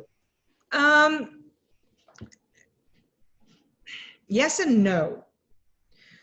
The no is the fact that about a third of treasuries are owned by foreigners. Right. So the JGB market is fully domestic, owned internally. So post office. Yeah, it's owned by the post office. Yes. Right, it is. and the banks own 40% of CLOs. Right. And Dan Fuss, the most intelligent, brilliant fixed income manager in the world, is like, I'm not going there. So good luck, Japan. But so they're not beholden to the kindness of strangers. But we're not Japan in the sense that we don't have a long runway in front of us to start the printing presses because we've already pushed it so far. And we're not at the point where we can begin a recovery. So starting points matter. And it would be more convenient if we could be Japan, because Japan has gone in and out of recession for years. There have been about five recessions in Japan. They're in recession again, obviously. The whole world is in recession. But Japan has gone in and out of recession for years despite their monetary policy. And if you look at the price to earnings ratio, you can't buy multiple. And so the Bank of Japan's been pushing on a string. But nothing cataclysmic has happened to the Japanese economy other than, they've quit being the innovative country. That's now in China. So, and their demographics are a train wreck. But it's more likely, my good buddy George Goncalves, at Bond Strategist on Twitter, if you don't follow him, do. He's so smart. But he sent out a poll a few weeks ago that said, are we in this scenario, this scenario? He and I both think that we're in Great Financial Crisis 2.0 because of the credit. Because of the credit situation. Wow. Instead of Japan. Okay. Well, that's that brings me actually to a question. This comes from the gentleman who's in our community that saw what you were wearing. He's like, you guys are going to be matchy. His name's Leon. And he said, this is a question for Danielle. He said, is there a way for the Fed to get out of the box it's painted itself into? ZERP forever, and they keep buying every increasing treasury debt. Or if not, what happens to the market on its own, starts raising rates or debasing the dollar index? From her book, Fed Up, and comments since she's not a fan of the Fed. So her thoughts on what the end game would look like would be interesting. Thanks, and that's from Leon, one of our community members. So, that's the $1 trillion question out there. Right. Can the Fed ever extricate itself? Can the Fed ever exit? And I think that the answer is you just look at what happened in 2018. And, the Russell 2000 and the broader stock indices have not ever gotten back to all-time highs since 2018, when the Fed tried to begin extricating itself. So I think it'll be very, very tenuous at best. Jay Powell in his press conference used the words 7 years. They did it for 7 years last time, and it didn't create a bubble. And I'm like, did he really just say that out loud? But I think that they think that they can do this for 10 years. I don't think the markets are going to allow it. I think that inflation will. Bond vigilantes are not dead. They've just been hibernating for a really long time. I was going to say they are hibernating then, because there's a lot of, and I'm not going to put. This is at the beginning of our 3-day event, and we have a lot of fund managers and asset managers that are coming on the next couple of days. And I think, and again, I'm not going to put their words into their mouths, but I know there's a few out there that are like, the Fed can continue this much longer than we believe, which is obviously what they want us to believe. But at some point, as long as there's deflation, they'll continue that. But I mean, let's just say Biden wins. I'm not talking politics here, but let's just say Biden wins. Right. When the debt ceiling was passed, it wasn't because Trump and Nancy decided to play nice in the sandbox. It was because the Democrats negotiated for there to be no ceiling on debt issuance through June of 2021. So you could have stimulus legislation passed, the likes of which we've never seen, between now and June. But again, at some point, I think that bond investors will hit their pain threshold. Yeah. Okay. And that's, again, the $1 billion question is when that's going to be. And I think we're all going to be waiting for that. Yes. Danielle, I actually have a couple of fun questions before I let you go, but I just want to say what a pleasure it is to have you here. And before I ask you these last two questions, how do people follow you? Because I just found you on Twitter. I'm actually going to be buying your book, and I'm a super fan of Danielle. So how do we follow? Subscribe to Quill Intelligence. There we go. QuillIntelligence.com. So you write every day, and you write analysis every day. And we Okay. put out investable ideas for our institutional clients. We publish a huge weekly thought piece. Macro investing is hot again, which is so awesome. I Because know. Making the data- macro great again. the data means something. It's like, wow, the data are relevant, yay! So, but we put out there, like you hear me speaking, is as I write. So it is unvarnished, and it's the best research out there. And if you have insomnia, at DiMartino Booth, follow me on Twitter. I'm everywhere else, but I'm definitely the most active on Twitter. Well, thank you so much for that. And like I said, I got a couple last questions. This one might be a fun one. Since you were an insider at the Fed, and you've got to know, because we all as traders have this question: is the plunge protection team real at the Treasury? You know, it is. And I know every tinfoil wearing hat out there is just like, see, I told you so. But it's not inside the Fed. So it involves more than just the Treasury and the Fed. Yeah. So it's a bigger animal. But you know, you have to have like Lehman Brothers, something along those lines, because we were limit stop down. Days Right. after days after days after days after days, and the PPT was not fired up. But that's because they had the doomsday scenario plan for the credit markets already ready to go on March 23rd. So there you go, guys. For those of you that need to put your tinfoil hat on, we're all going to put it on soon as we're done with Danielle here. The last question for you. You know, I know you mentioned that you just moved to Dallas, and I was, you know, I moved there in '99, and I lived in Uptown before Uptown was cool. So, Cool. That is cool. yeah, it was Go fun. there. Yeah, but you know, my kids, we raised them in McKinney, and you know, we moved north. But it took me 7 years to be a Dallas Cowboys fan. Oh, How about you? I was raised a Houston Oilers fan, Oh, which geez. means that you grow up hating the Cowboys, and I'm not a huge fan of the Cowboys. Oh my I'm a gosh. huge fan of Longhorn football, though. And There this we is go. going to be our year. It is going to be our year. Well, Danielle, I really, really want to thank you for being and really kicking off the Traders Summit. You are an amazing person, and I love hearing your thoughts and ideas. And I know all of us here want to hear more of it. Guys, do you have anything that you want to say to Danielle? Yes. Wow. Wow. Wow. That, I Man, that's all I could say. Wow, man. I know I hold back too much, right? I'm too You're so diplomatic. introverted, Danielle. You know, and you Gotta get really out can more. you get your energy level up a little bit. What a fantastic interview. I'm jealous Blake did it.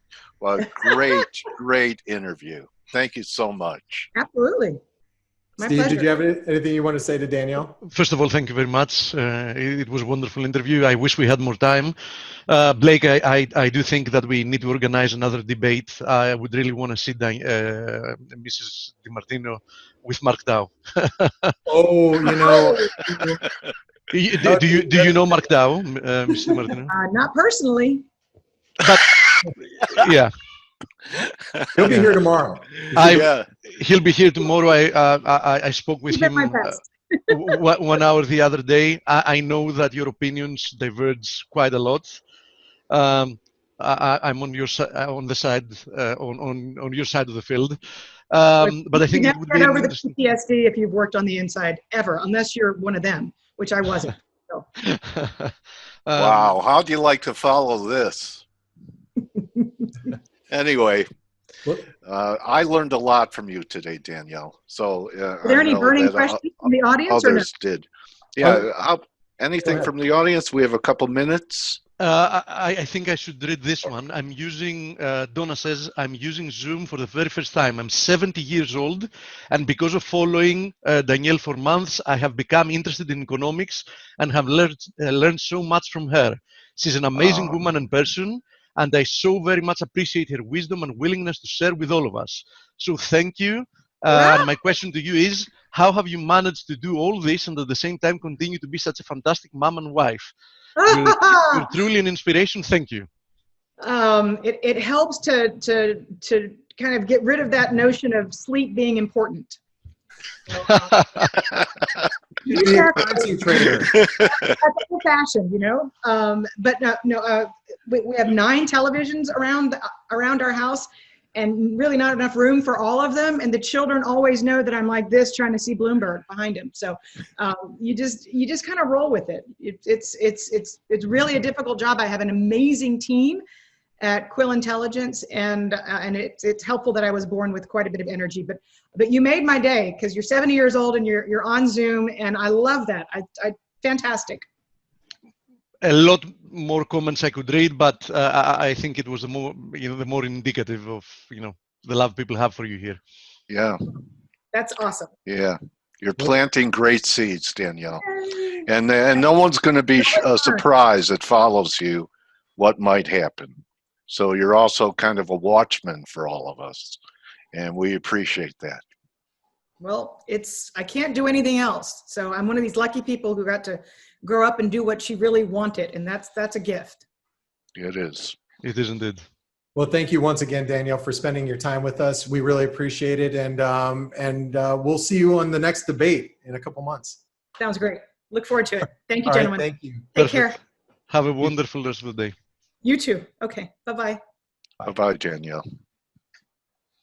That was amazing. That was great. Good job, Blake.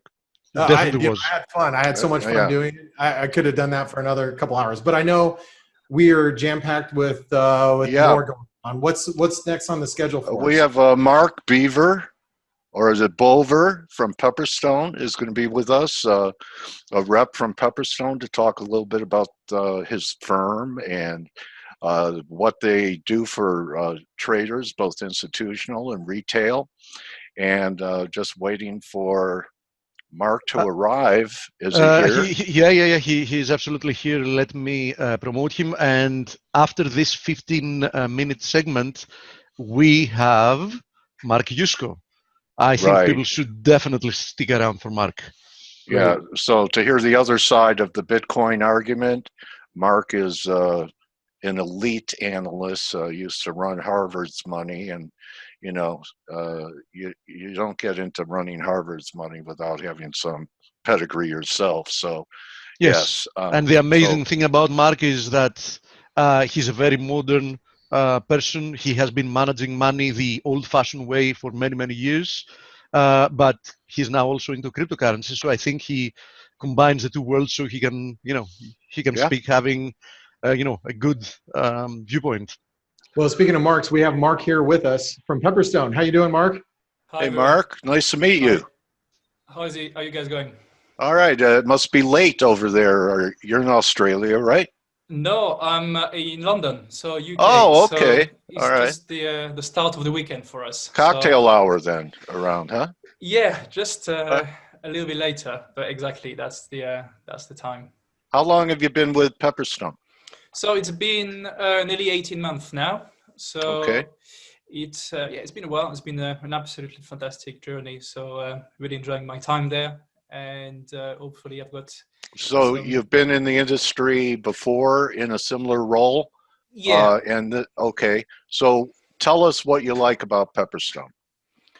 Well, I mean, it's a really difficult market, to be honest, as working as a broker. But what we have here is we are a very agile company. We started 10 years ago, and we're a really agile company. And what I like is I'm coming from companies who are bigger than Pepperstone.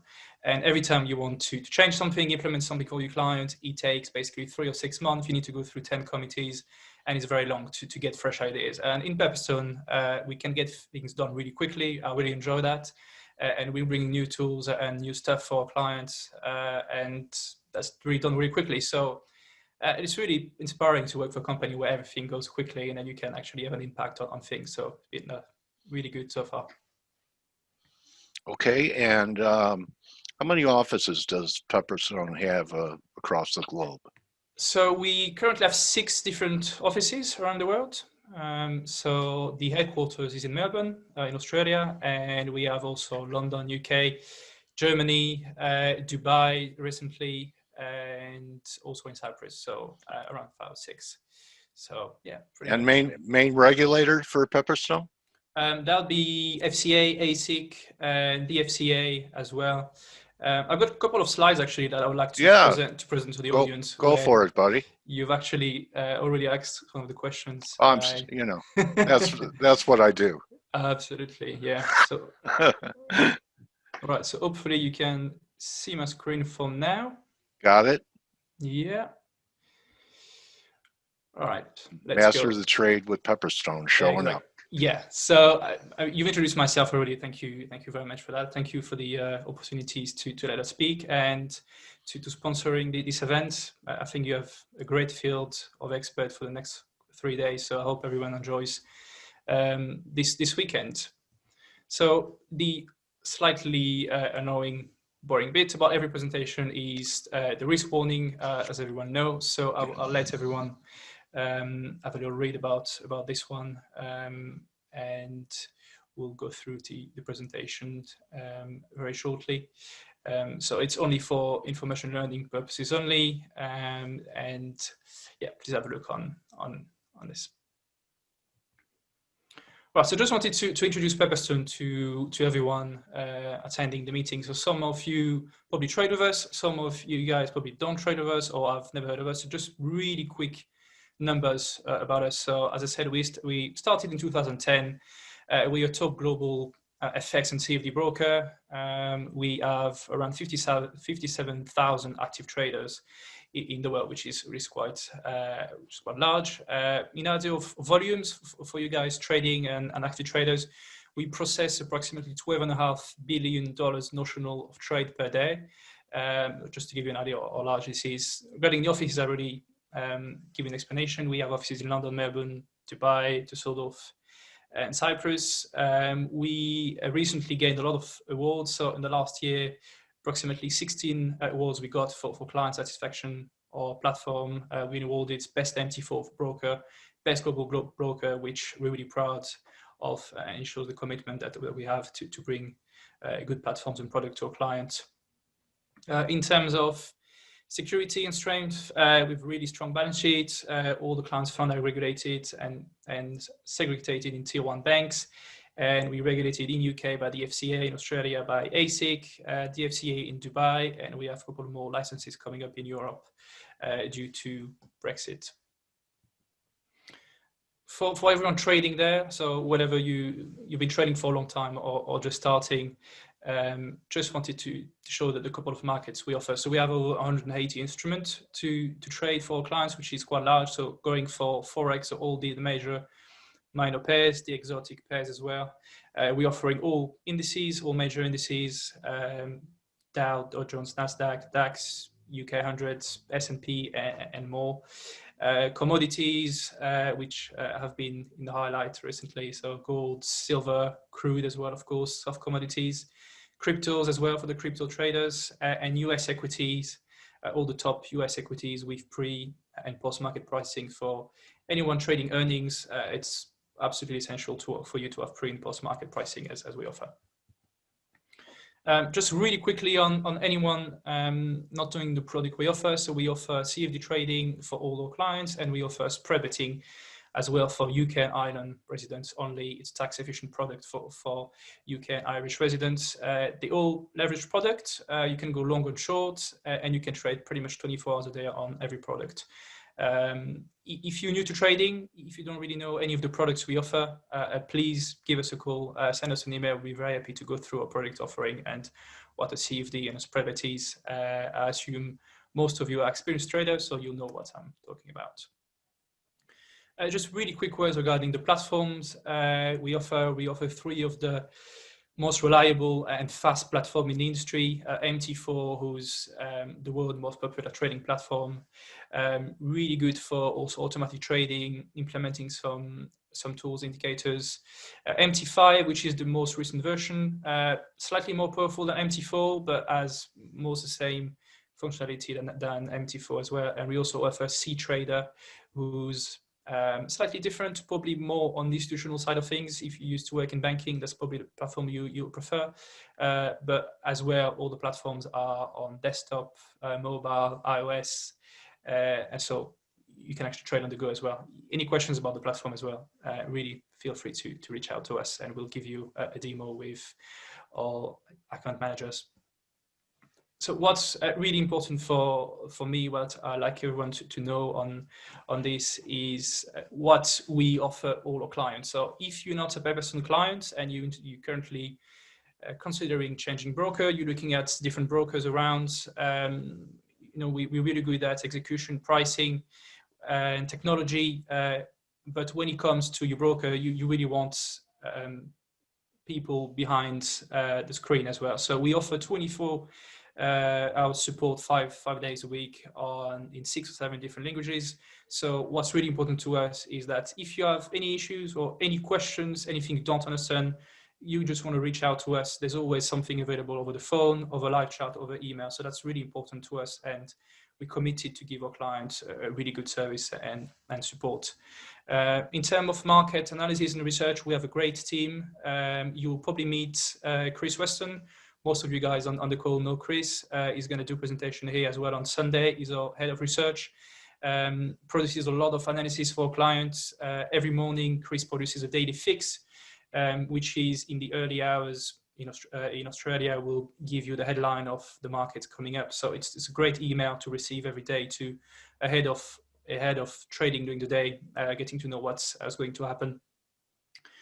We also invite all our clients to large trading events. As of today, really keen on doing online events, especially with COVID situation now. So pretty much all online. We do a lot of them. We want to give you some content for you to improve your trading.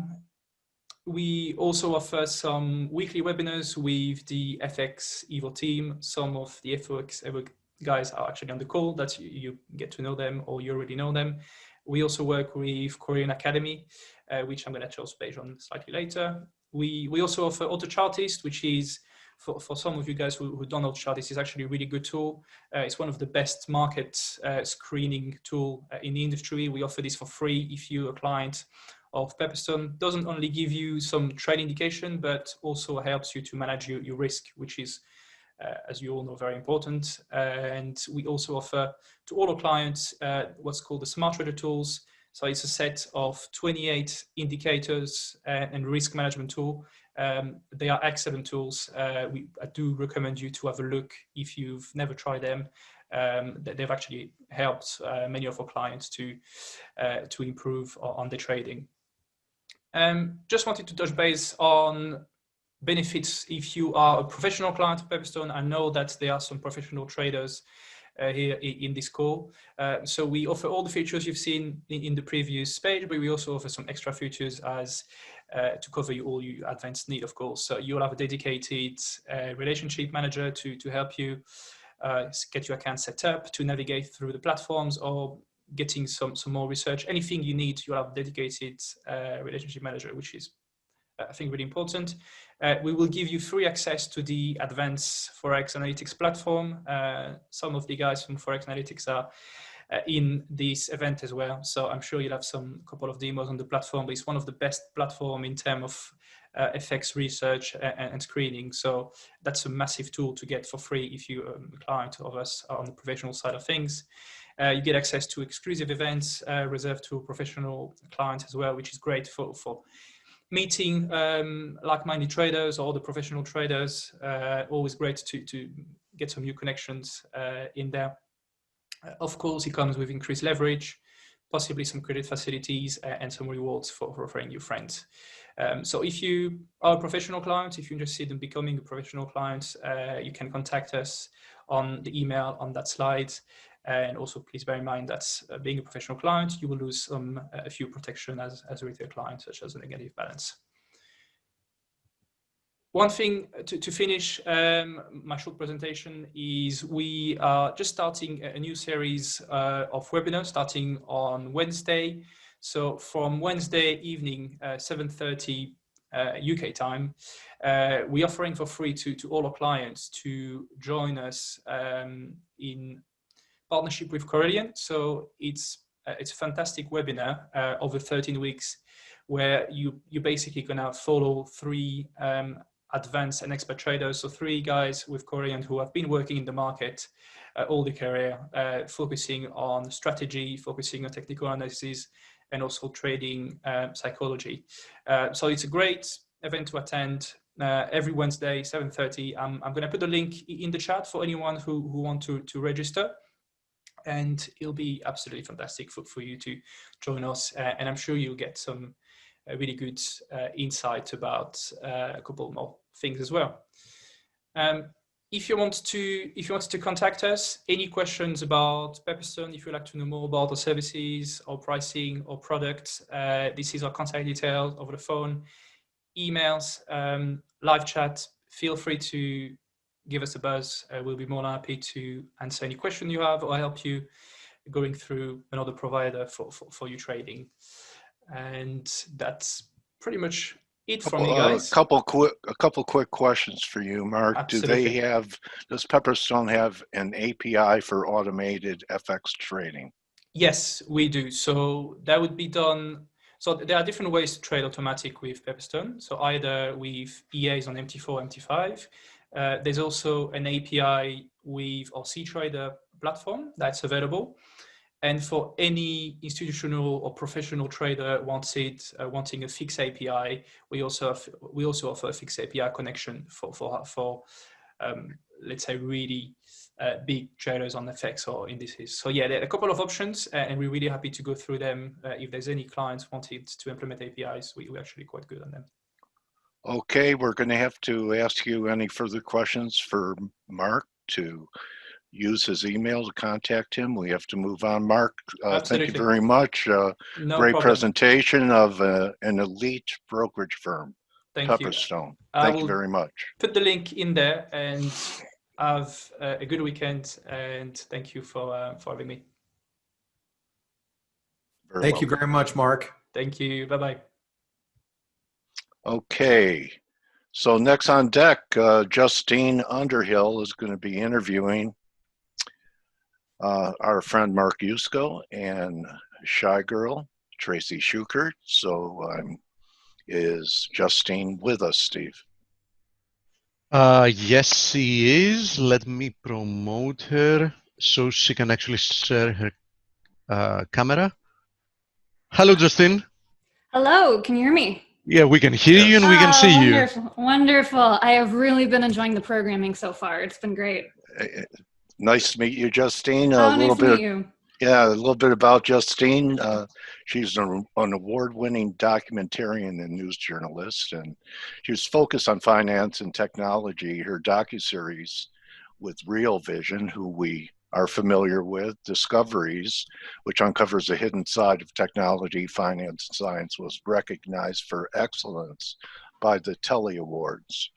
And she previously worked at Yahoo Finance as a host and on-air reporter, covering the Fed, energy markets, and breaking news. And it's a pleasure to have you here to interview Mark and Tracy. And it's a skill to be a good host and anchor too, isn't it, Justine? Well, you're doing a fantastic job so far. Oh, well, you have to ask the questions that your listeners and viewers might want to ask themselves. Mm-hmm. Right, exactly. So I look forward to watching your work and the interviews. Dale, I've had the pleasure of having Justine interview me once.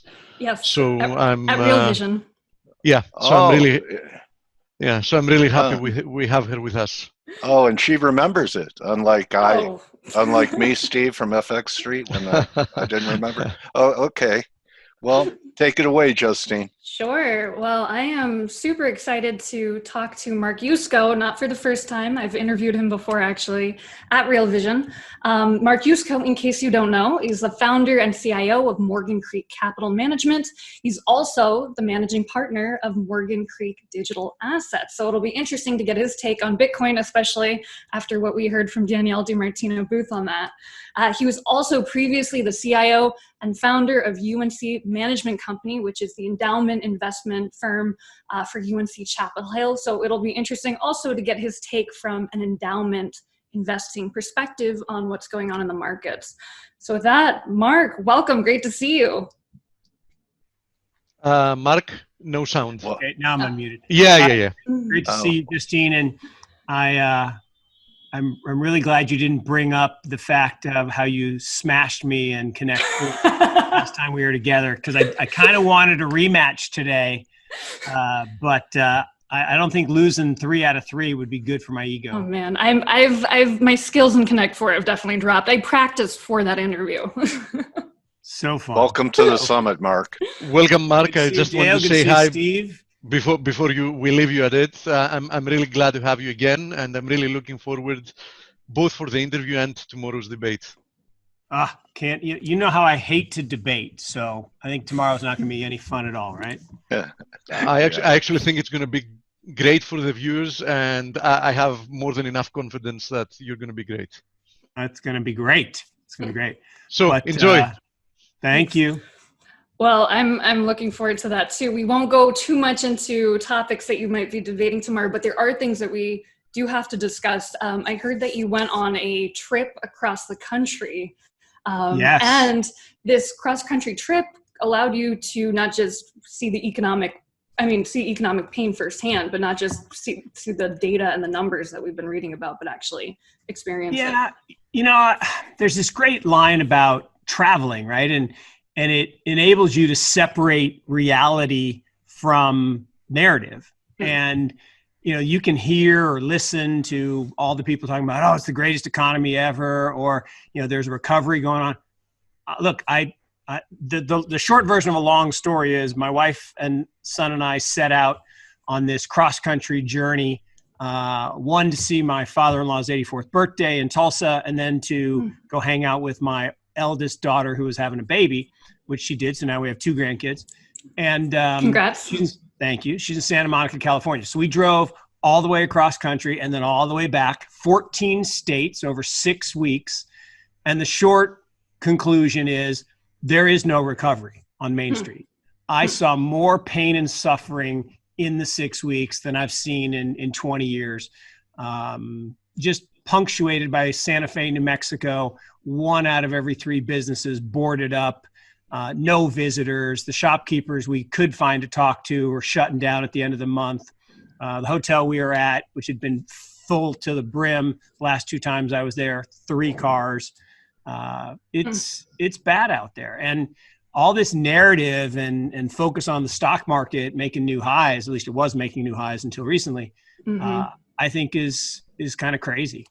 Yeah. How do you actually reconcile that, the economic pain that we are feeling versus, I mean, we're still at levels, S&P is at levels above where it was a year ago. Yeah, look, it's all part of the plan. And it's something called money illusion. So there's this illusion that stocks are rising, but that's because everybody denominates them in US dollars. If you denominate them in real money, right, gold, they're down 44% over the last 2 years. If you denominate it in real money, Bitcoin, they're down 80-something%.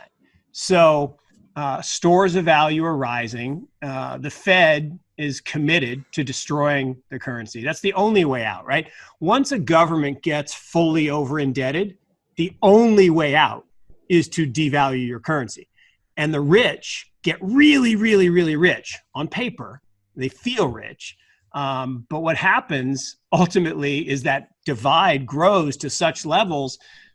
Historically, there's uprisings. I'm not saying there's going to be an uprising in the US, although, man, I'll tell you, some of the stuff we saw, it was getting close. It's getting close. And your trip across the US pretty much went through southern states, is that correct? Well, we went through the middle first. So we went North Carolina, Virginia, Tennessee, Arkansas, Oklahoma, top of Texas, New Mexico, Arizona, California, then back California, Arizona, into New Mexico, southern part of Texas, into Louisiana, Alabama, Mississippi, Georgia, South Carolina. So we made pretty much a triangle. And it was interesting. Mostly red states, a couple blue states, New Mexico, California. But here's the thing. They used to be really, really red. Like 4 years ago when I traveled to Alabama, every yard had a Trump sign in it. This time, not so much. So I think it's going to be a very interesting election. I actually think it's going to be very interesting and unexpected for people. But there's, like I said, there's just a big sea change going on Main Street. And to your question, to answer your question, why does it exist? Well, look, it's the mission of the Fed since 1913 to create income and wealth inequality, right? That's their mission. And they're saying, oh, that's ridiculous. No, that's their mission. Their mission is to make the rich, particularly the bankers, really, really rich, and to steal from the poor in the form, and the middle class, in the form of inflation. I'll give you one inflation story that was just so scary. So we go to the Grand Canyon. And by the way, I can't believe it took me 57 years to go to the Grand Canyon. I'm an idiot. I should have gone there long before. Most amazing thing I've seen. And we get there, 20% occupancy. The lodge we were staying at, 2 cars, no one there, no crowds, no nothing. And I go into town to try to get some internet service because there's no internet at the Grand Canyon, which was weird. It's kind of weird to be in a place where there's no internet and no phone service. It's good in a way, though, I think. It is good. Sometimes. No, it was good, except it's a little freaky when you're trying to keep tabs on parents and is the baby coming. But I went to a McDonald's to try to, surf some Wi-Fi and ordered breakfast for my 9-year-old and I. Normally in Chapel Hill, costs us about $12. 2 big breakfasts, coffee, etc. The guy says $28. I'm like, what do you mean $28? He says, well, yeah, we don't have any volume because no one's coming to the canyon, so we raised prices. I said, no, this is McDonald's. It's like national prices. No, we're a franchisee. We're going to raise prices. I said, that's a really bad plan. Think about this. Think about being a park ranger who's been furloughed, doesn't have a lot of money because he can't work or she can't work, and now you go to McDonald's because you think it's cheap, and they tripled the prices. That's bad. Yeah. And that's what will cause unrest. Wow.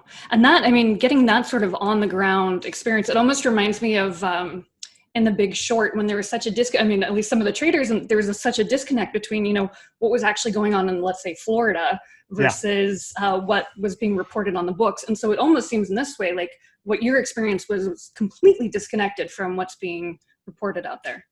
Look, or at least what the stock market. There's such a disconnect. I mean, the disconnection is so extreme. And I talked about this in, we do these weekly webinars, and I talked about this last week, that last Wednesday, so a week ago Wednesday, to me was the peak of the market, right? The peak of tech bubble 2 and tech wreck 2 has started. It was the IPO of Snowflake.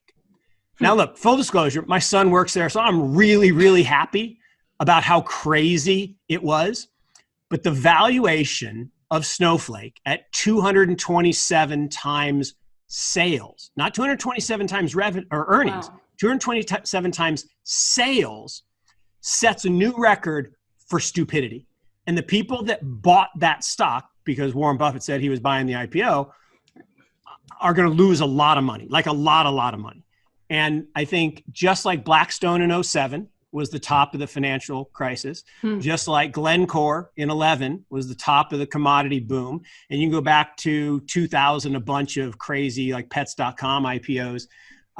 This was the top. And I think the pain is just getting started. So that disconnect, I think, is going to start to shrink. But, we'll see. Do you see that for all tech companies, that there is going to be a downturn, or is it so across the board? Google, Facebook, Amazon, everything? Here's the problem. The market today, the stock market, is no longer a market of companies.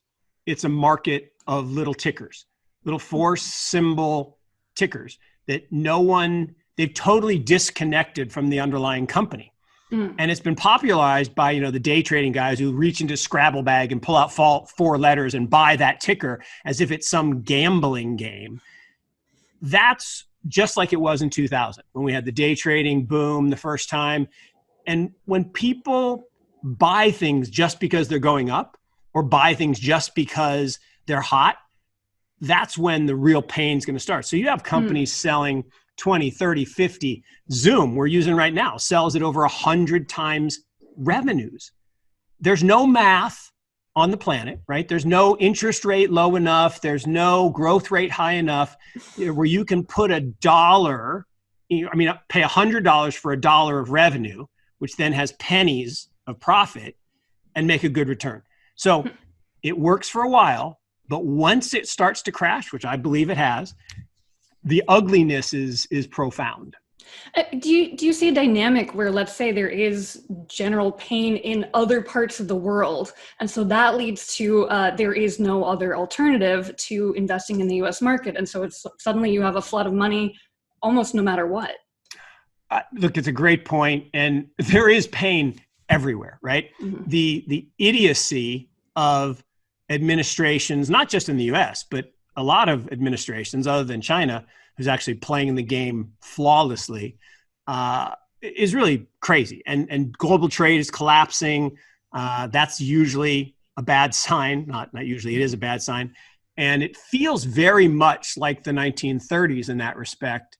The last time we saw this kind of just bad global policies and a focus on nationalism and populism instead of globalization. And so I do think that there is this belief, and it is a belief, I don't think it's actually truth, but I think it's a belief that Tina, there is no alternative. You should just buy U.S. stocks because they're the best. Well, again, that works as long as it's working. But at some point, someone will say, this doesn't make sense.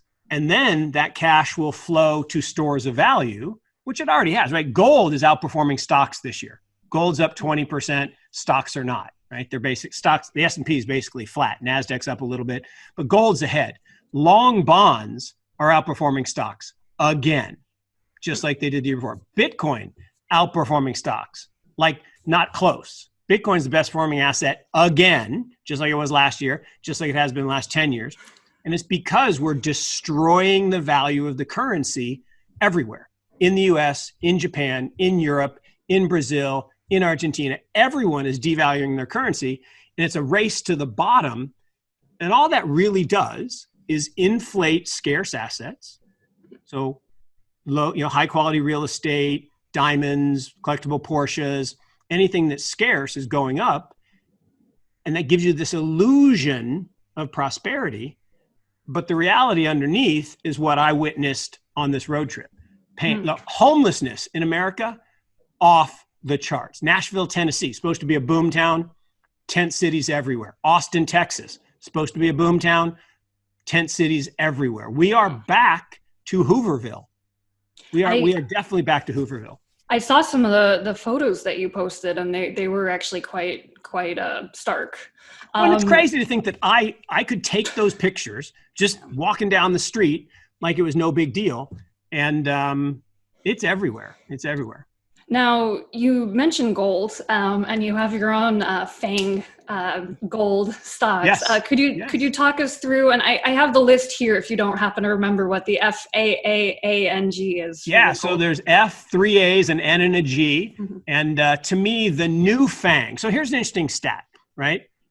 From the bottom of the crisis, FANG, the ticker symbol, which is Diamondback Energy, has actually outperformed FANG, Facebook, Amazon, Netflix, Google. And everybody's, that's impossible. Those things were up a lot. Well, energy got so cheap that it was actually up more. And Tracy will have some thoughts on that for sure. But FANG, the new FANG, which is Franco-Nevada, Anglo Eagle Mines, Anglo Ashanti Gold, Gold Corp, Newmont Mining, and Barrick Gold. So FAANG, those 6 stocks are up twice as much as the market. And I think they're going to continue to go up more than the market. And so I think you should be shorting FANG like the tech ones, and you should be buying the new FANG. Yeah. Now, for these, because a lot of these gold miners, I mean, do you see there being a huge amount of risk to getting into that rather than just getting into No, not at all. In fact, just the opposite. Okay. These companies actually mint, pun intended, money. They are making more money. They made more money in second quarter than they ever have in their history. Why? Because their output, right, gold, silver, et cetera, the things that they sell are going up. The price is going up. But the things that they need as inputs, electricity, oil, are all going down. And so it's a beautiful thing. Your margins are expanding. Snowflake. Snowflake has $260 million of revenue, and they lost $350 million. And yet they were valued at $96 billion for a few seconds. Absolute insanity, right? How can you lose 350 million on revenues of 250 million? I still haven't figured out how you do that. I mean, it's pretty hard. Yeah. So then going into gold, I mean, also you have your long short fund that's been doing quite well this year. Could you talk a little bit about what's the long part and then the short part of that fund? Yeah, so it's an important thing. So we have this hybrid long short fund, and it allocates some of the money to external managers, some great hedge funds in tech and healthcare and value. I have a great manager in Australia that everybody knows that they look for both longs and shorts.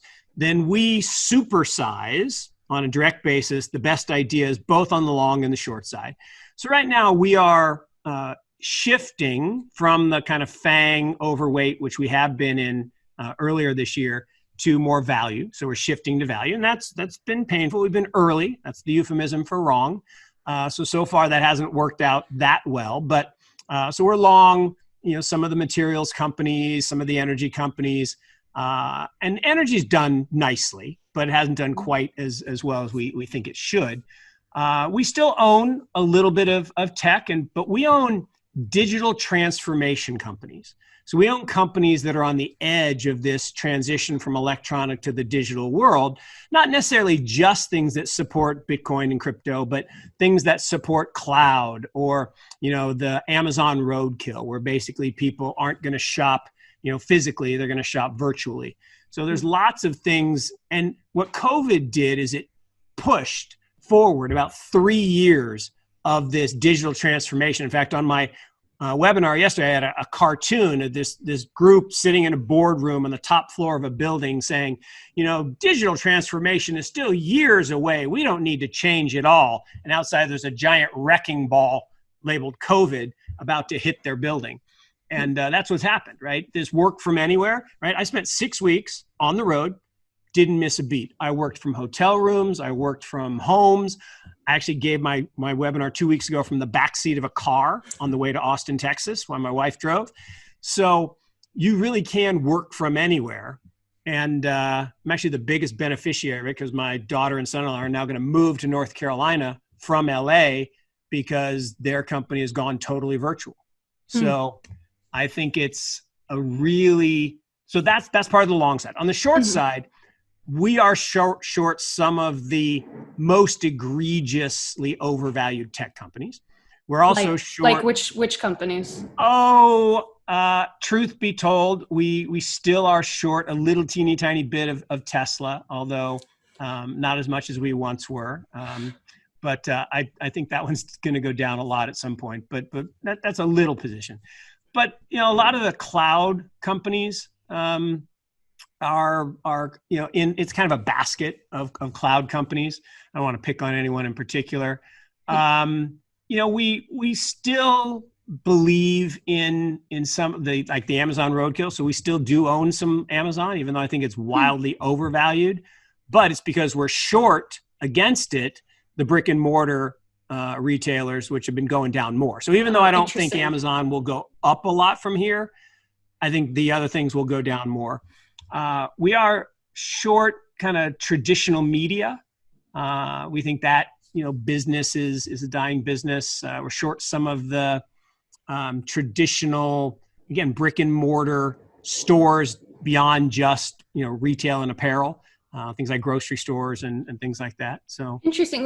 But grocery stores, wouldn't you say, have done somewhat well during the pandemic? They certainly have. And we think that's an ephemeral thing, right? I think people swapped restaurant spending for grocery spending, but it wasn't big enough, we don't think, to justify the move up. So, and I think the biggest thing for us right now on the short side is this migration back to fair value.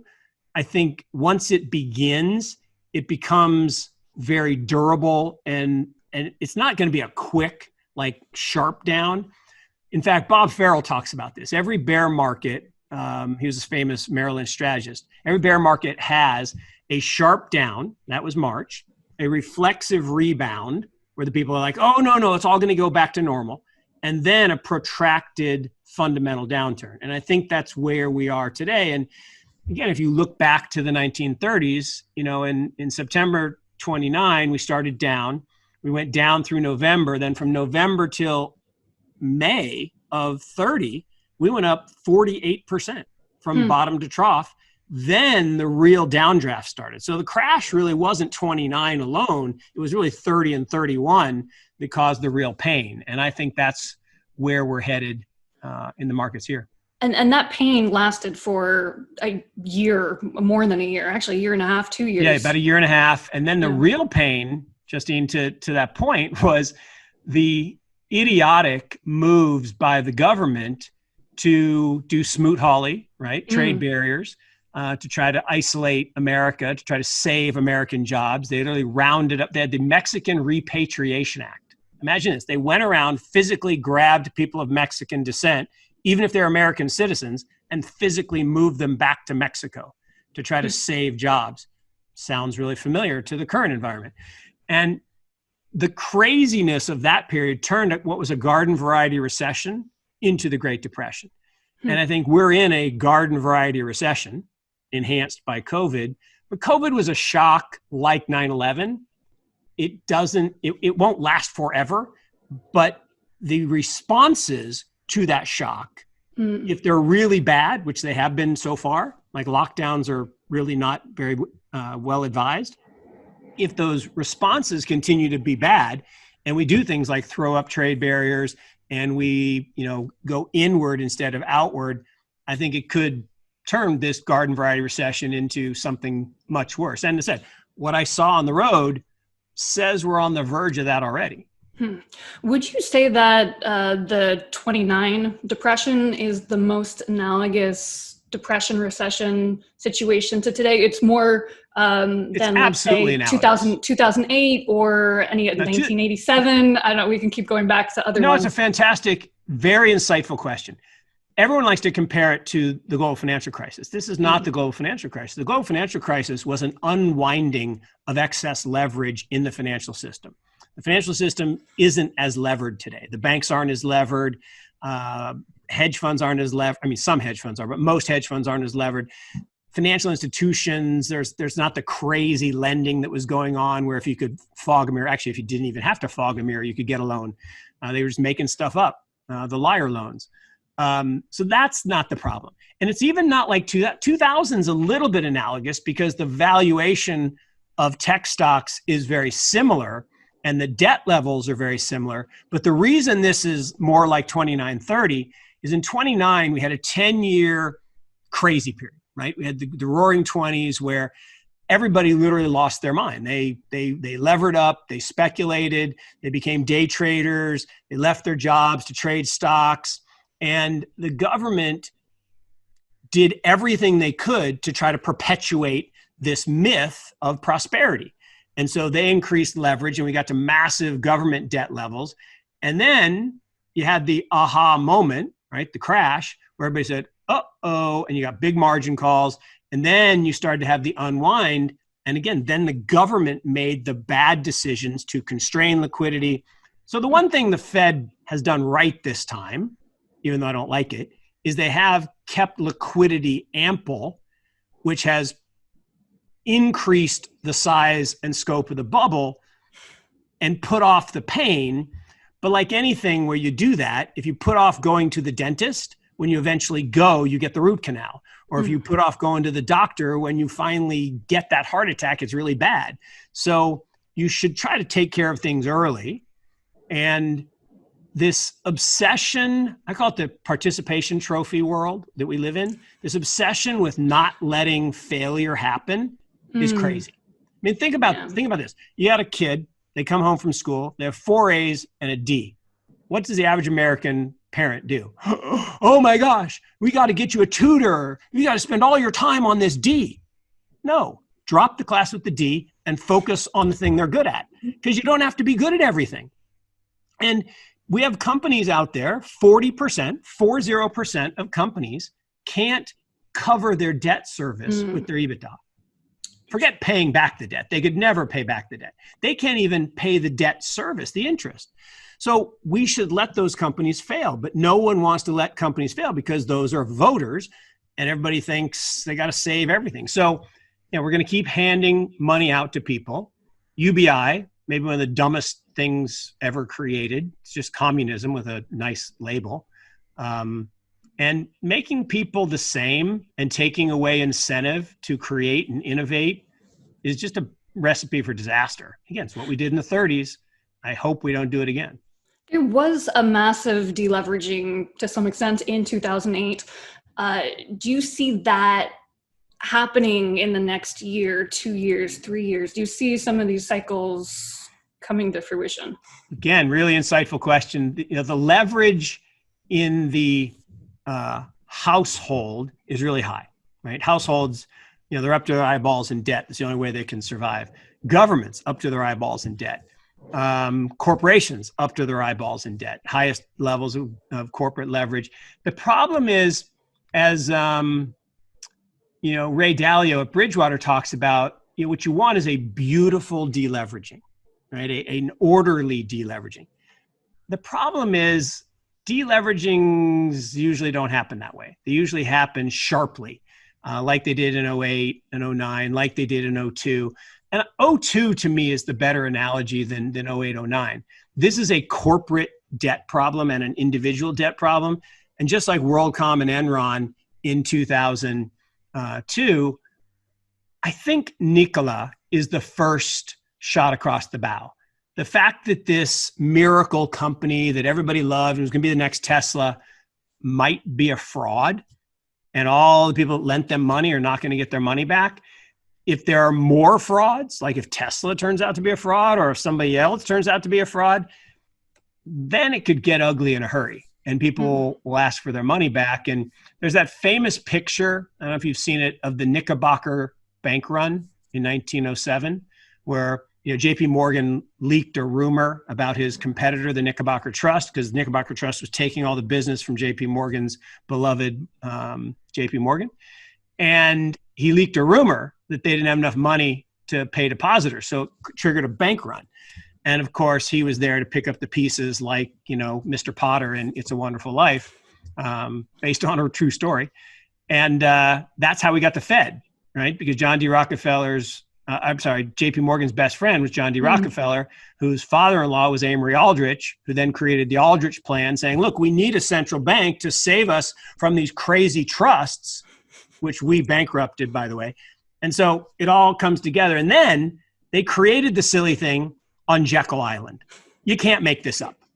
And so a friend of mine was just saying, Mark, next year we need to have a get-together in Jekyll Island.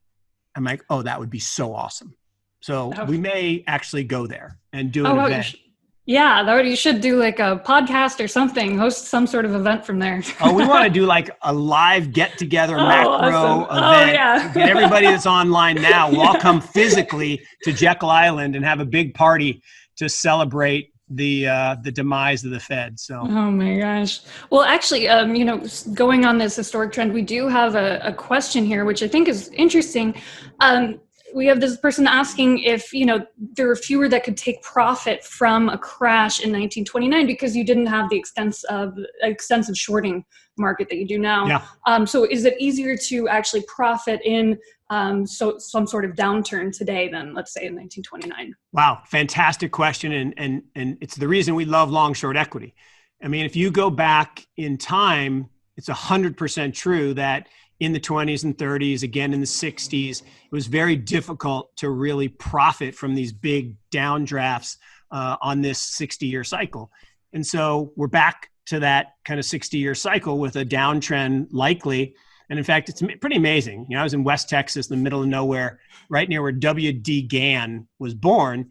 And he's the guy that wrote this book in 1901 that laid out every market peak and trough over the next 150 years. And he predicted that 2020 would be a bad year, just like he predicted 29 would be a crash, just like he predicted 73 and 2000 and 2008. So pretty good predictor, all based on this Benner cycle from 1864 from Samuel Benner. Long story short is we knew the pain was coming and we couldn't fix it in the past, but starting really in kind of 2000-ish, if you look at the 2001, 2002 period, the markets were down 40%, hedge funds were up 10%. In 2008, 2009, everybody said, oh, hedge funds don't work anymore. Shorting doesn't work anymore because the market was down 45 and hedge funds were down 20. Well, that's because it was a liquidation and people got liquidated and they were forced to sell what they had to sell rather than what they wanted to sell.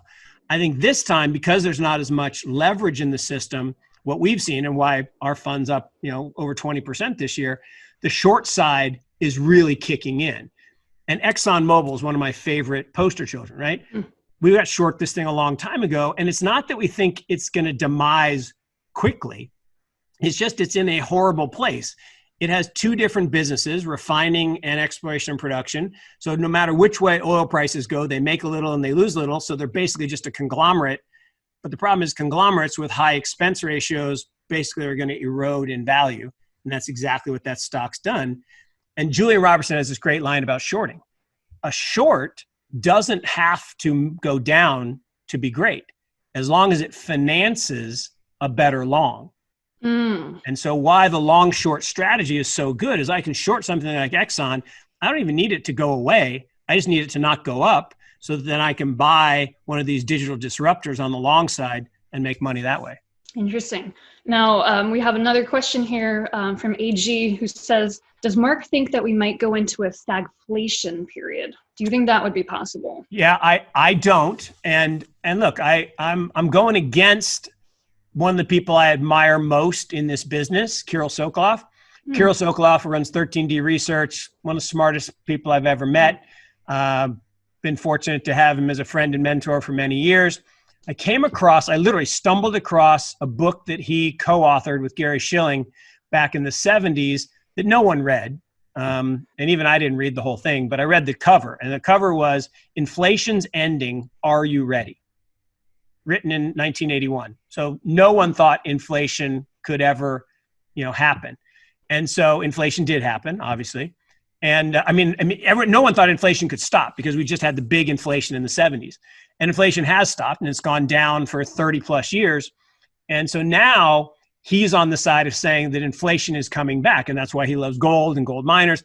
I like gold and gold miners for a different reason. I like them for deflation. I think we're stuck in a deflationary death spiral. So I see no inflation other than that McDonald's I was talking about, that's real. That's real. Yeah. But that is offset by the deflation in everything else. Real estate prices are going to collapse, particularly urban center real estate as people flee, right? They're going to move to a place like North Carolina where you can get a lot more house and you can work from there. So real estate prices are going to collapse. I think the problem we have is people believe inflation is always and everywhere a monetary phenomenon, Milton Friedman. It's not. It's a demographic phenomenon. You have inflation when you have lots of young people. When you have lots of 25 to 45-year-old people, you have lots of inflation because 25 to 45-year-old people are not very productive. Doesn't mean they're not perfectly nice people. They're just not productive in the way we measure productivity because they're still learning. So companies have to borrow in the form of higher prices to train their young workers. So if you look at every country around the world that has high inflation, India, for example, they have lots of 25 to 45-year-olds. On the flip side, 65 to 85-year-olds are not very productive either. Again, perfectly nice people, but they're not productive. All the productivity in an economy happens with 45 to 65-year-olds. So every baby bust country, Europe, Japan, US, is all on the far end of this graying demographic, and that's going to put huge deflationary forces. So I call it the killer Ds. You have bad demographics, 10,000 people turn 65 every day. You have too much debt. Debt is highly deflationary because it crowds out spending and wealth creation and innovation, particularly government debt, the worst possible kind, which our current administration thinks is a good thing. So they're creating lots of it, which is bad for the future. Look up Lacey Hunt if you're curious about that. So demographics plus debt equals deflation. So I see no inflation. In fact, here's a prediction. Every interest rate in the world soon, probably sooner than anyone believes, will be negative. forget high rates. We're going to have negative interest rates everywhere in the planet. Even the US? Within 5 years in the US. In the US, everywhere.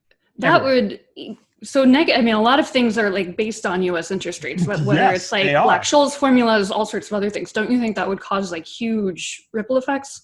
Of problems? course. Look at the Japanese banks.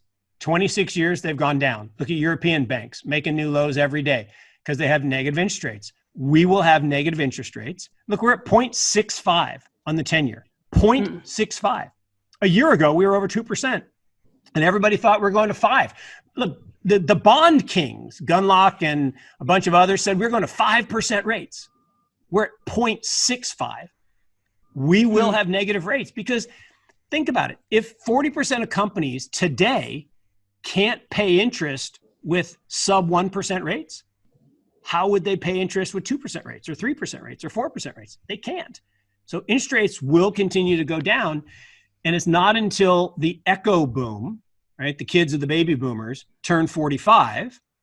Okay. Then we can get productivity enhancement again. We're still about 15, 16 years away from that. So it's not looking good. Yeah. Well, we have a whole bunch of questions coming in. I don't think I'm going to be able to get to all of them. Well, they can email me. They can send them on my Twitter. Okay. They can DM me.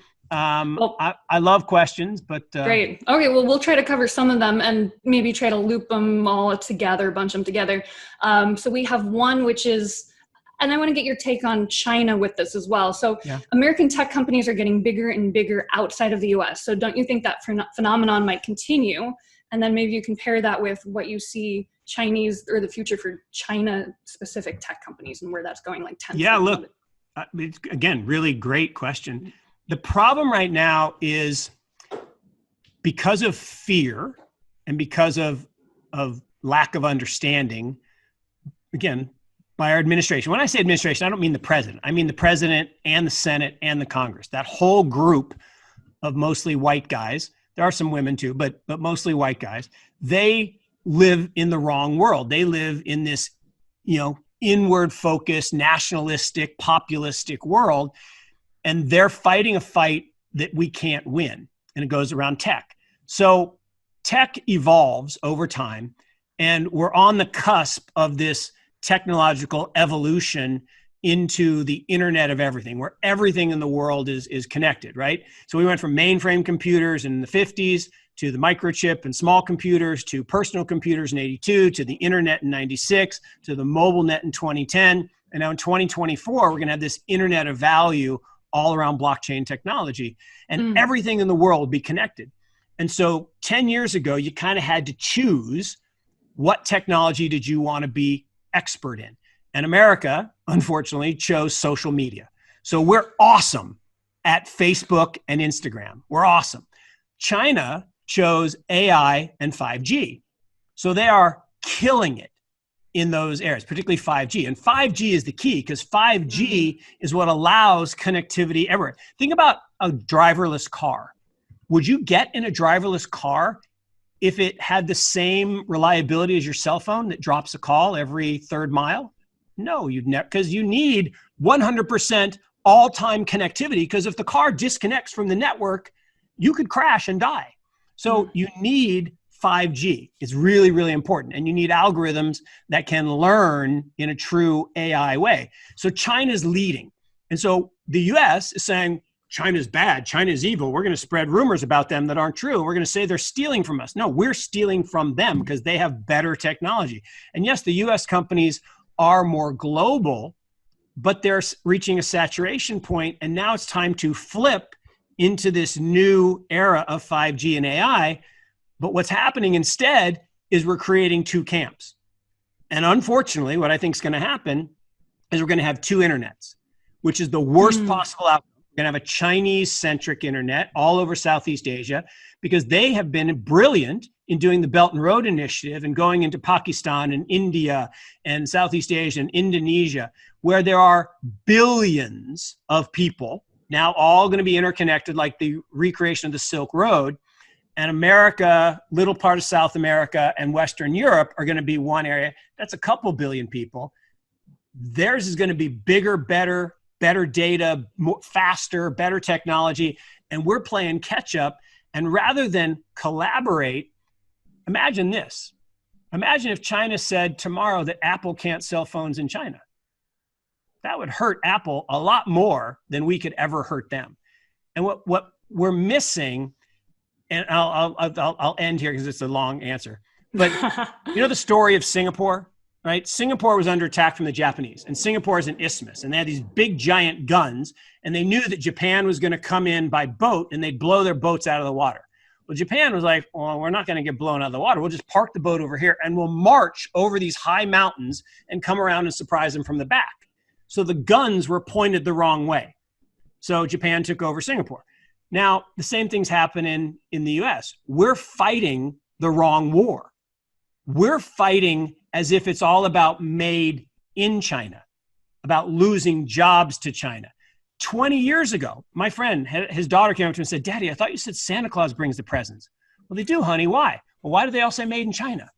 Okay. So 20 years ago, 10 years ago, that's what it was all about. We outsourced our jobs and our pollution to China. Okay. And we got back cheap stuff. So our quality of life went up. We all had gadgets and gizmos and they were really cheap and it was awesome. Well, now we're still thinking that it's about made in China. Now they've gone from a manufacturing powerhouse like we were post-World War II. And for the next 50 years, we became a consumer powerhouse. They are going to go from manufacturing powerhouse to the biggest consumptive force the world has ever seen. So we should be focused on making stuff to sell to them, and we should want to be friends, not enemies.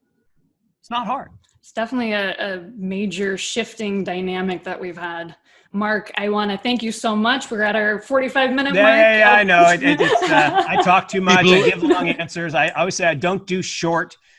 So I apologize, but no, that was great. Thank you. I love talking with you because you have the best questions. You do your homework, and I can talk to you all day. Oh, People are asking where they can find you, and on the Trader Summit website, you can find everything. I mean, his social media, his website, and Mark is always available on Twitter as well. I can tell you from experience, if you want to throw him a message, he's going to answer.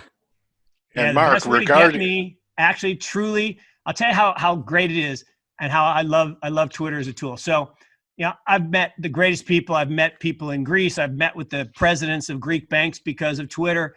But today, just to make it more personal, so my son and I have been playing Pokemon Go.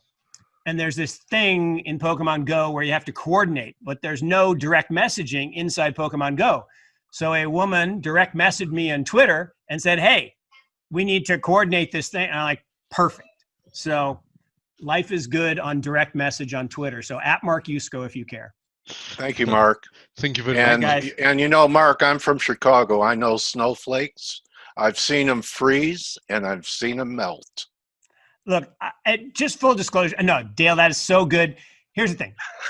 No one could be happier for Snowflake. It's an amazing company. They're changing the world. What they do is awesome. I'm so glad my son works there. I'm so proud of the company. And I don't mean to cast aspersions on them. They're a fantastic company. The thing that's crazy is what people are willing to pay for that stock. Valuations are just It nuts. has nothing to do with the company. The company I know. is amazing. I had to shovel it, People are and I didn't amazing. get paid much. So anyway, Yeah. Mark, Shoveling snow in Chicago, that's bad for your health. All right, guys. Nice seeing you. Thank you, Mark. Looking forward to seeing you tomorrow. Yeah. Great job, Justine. Can't wait. Great, Bye, guys. thank you. And Bye-bye. now I'm going to be introducing Aaron Hunziker from MTI for a short presentation, one of our sponsors. Oh, can everybody hear me loud and clear? Hi, Aaron. How are you? Good, I'm doing great today. Fantastic so far. How's everybody doing out there? We want to thank you for being a sponsor of the Trader Summit. We are proud to be here, excited to be here. Okay. So take it away. Looks like you have a little PowerPoint here, and tell us about MTI. Of course, we are prepared. Thanks a lot. I appreciate it. That was fantastic by Mark. Danielle was awesome as well. Looking forward to the rest of the weekend. I get to talk about one of my passions, obviously the Forex market, but also the company that I've been part of for 7 years, Market Traders Institute. And there's a lot of tremendous traders, information, great opportunity throughout the entire weekend. I want to talk about our little niche and who we are in what we do. We just celebrated our 26-year anniversary as being one of the leaders of Forex education, technology education in the industry, and mentoring and coaching. And I'll give you a little bit of a kind of a feedback or kind of a picture of who we are in our niche, a little bit different. But quickly, just real fast about me. I know a lot of the people on the panel here as well today, which is really cool. A lot of people I haven't seen in a long time. I've been involved in the financial services industry for 27 years, traded every asset class. Love what I do, passionate about who we are. Now, Market Traders Institute, again, our niche in the industry is we have our own approach towards how we've built and trained tens of thousands of traders around the world over the past 26 years. We have students in 122 countries that are Forex traders, work with us side by side in these markets. And our approach towards building skilled Forex traders is really threefold. Number one, world-class education. We've got brilliant education, development of technology, software, trading platforms, and I'm going to show you a little bit about that, mentorship and coaching. And we've really expanded recently as we've launched a sister company, as now we've become a real true one-stop shop with our own broker as well, 123 Trade. So based out of Central Florida, Orlando, Florida, as I said, just celebrated 26 years. We're founded by this guy right here. Most people know him throughout the Forex world, the FX chief, Jared Martinez, legend in this industry, a trading pioneer, best-selling author, teacher, mentor, works with our traders, our students, just about every single day. In fact, he's trading live right now with a group of students in his private trading room. I'm excited to get you guys going and talk a little bit more about some of the trading rooms that we have. But our approach, our philosophy, what we like to call our proven process, is one that we follow diligently in how we create what we believe is our successful traders. And part of that is a certification process.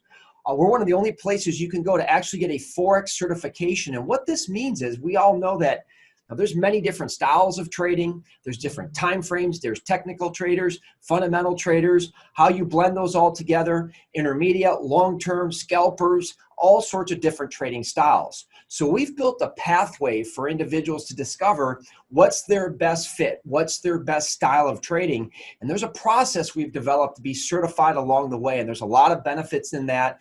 And if you're interested in that, you can learn more about that as our website, markettraders.com. But really, our approach built around education, software, development of applications, mentorship, and live training. So just to give you kind of an overview as a new student and how people come on board to our organization, our flagship program where they all start is our foundation to build our students up is what is called the Ultimate Traders Package on Demand.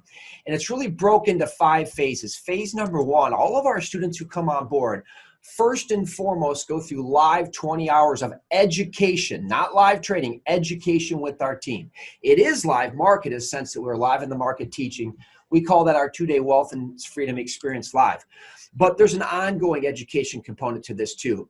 We just did an extensive build out about 1.5 years ago in our back office and our website, spent a lot of money in developing our education portal. It's brilliant on-demand education that our students go through. It's actually hosted by Jared Martinez, the FX chief himself.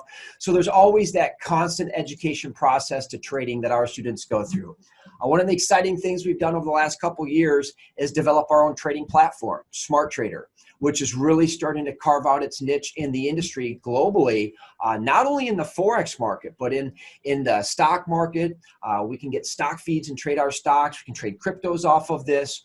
Really proud of our new technology that we've developed through Smart Trader. And what's really unique that we've built out through our Smart Trader concept is that we actually broadcast our live trading rooms right off of our platform. And then you're going to see that's a real backbone to the success of our students. Is our analysts live in the trading rooms trading side by side with our students. So not only have we built this robust, beautiful trading platform with our own proprietary trading tools, smart tools, innovation, automated systems, it's brilliant technology, but now we're live in the market with our students in there. But to me, the biggest thing that really I think separates us very uniquely is those live rooms, the live trading, the mentorship and the coaching that we do with our students really around the world, the hours on a weekly basis that we trade live. And just a little bit of our team that you'll get a chance to work with if you ever try to come on board and test drive us for a period of time. You're all going to get a chance to see Chris Pulver tomorrow. Chris Pulver runs a trading room called the Flex Trading Room. Fantastic trader, fantastic teacher. You'll see tomorrow when you hear him. But he's just the beginning of the team of experts that go live in the market with our students day in, day out. Hundreds of hours a week of live training and analysis with our students. Analysts on demand, where we reach our students in every market open around the world. And it's these trading rooms. This is really where the opportunity is created. And we've got different trading rooms for different styles. And this is part of our certification process of figuring what's the best fit for our traders individually. And our traders get an opportunity to experience all these different trading rooms. But everybody from Jared Martinez to Chris Pulver, Gary Fickhart, well-known throughout the industry, Tyson Clayton, a lot of experience. That's one thing you'll find out with our organization. Not only have we been a company for 26 years, but the combined experience of our team, phenomenal. But at the end of the day, it's all about the results. And we're really proud of the experience, the passion that the mentors, the analysts bring, but it's the pips, it's the profits. At the end of the day, those are the types of results that our students are achieving in these different trading rooms, trading different styles. And that's really unique to get this and put it out, be very transparent about this. And obviously Jared Martinez and every student that comes on board in our organization gets a chance to work with Jared Martinez in his mentorship program. He's excellent in the psychology of trading, obviously trading itself and getting results, but the psychology of trading, which we all know for those of you that are traders that are out there, the emotional roller coaster that we go on trading these markets, especially the currency market. And he's brilliant at breaking that down. So you'll all get a chance to experience that for those of you that invest into us a little bit more and explore us a little bit more. But the results, again, it's about the results of what our students achieve.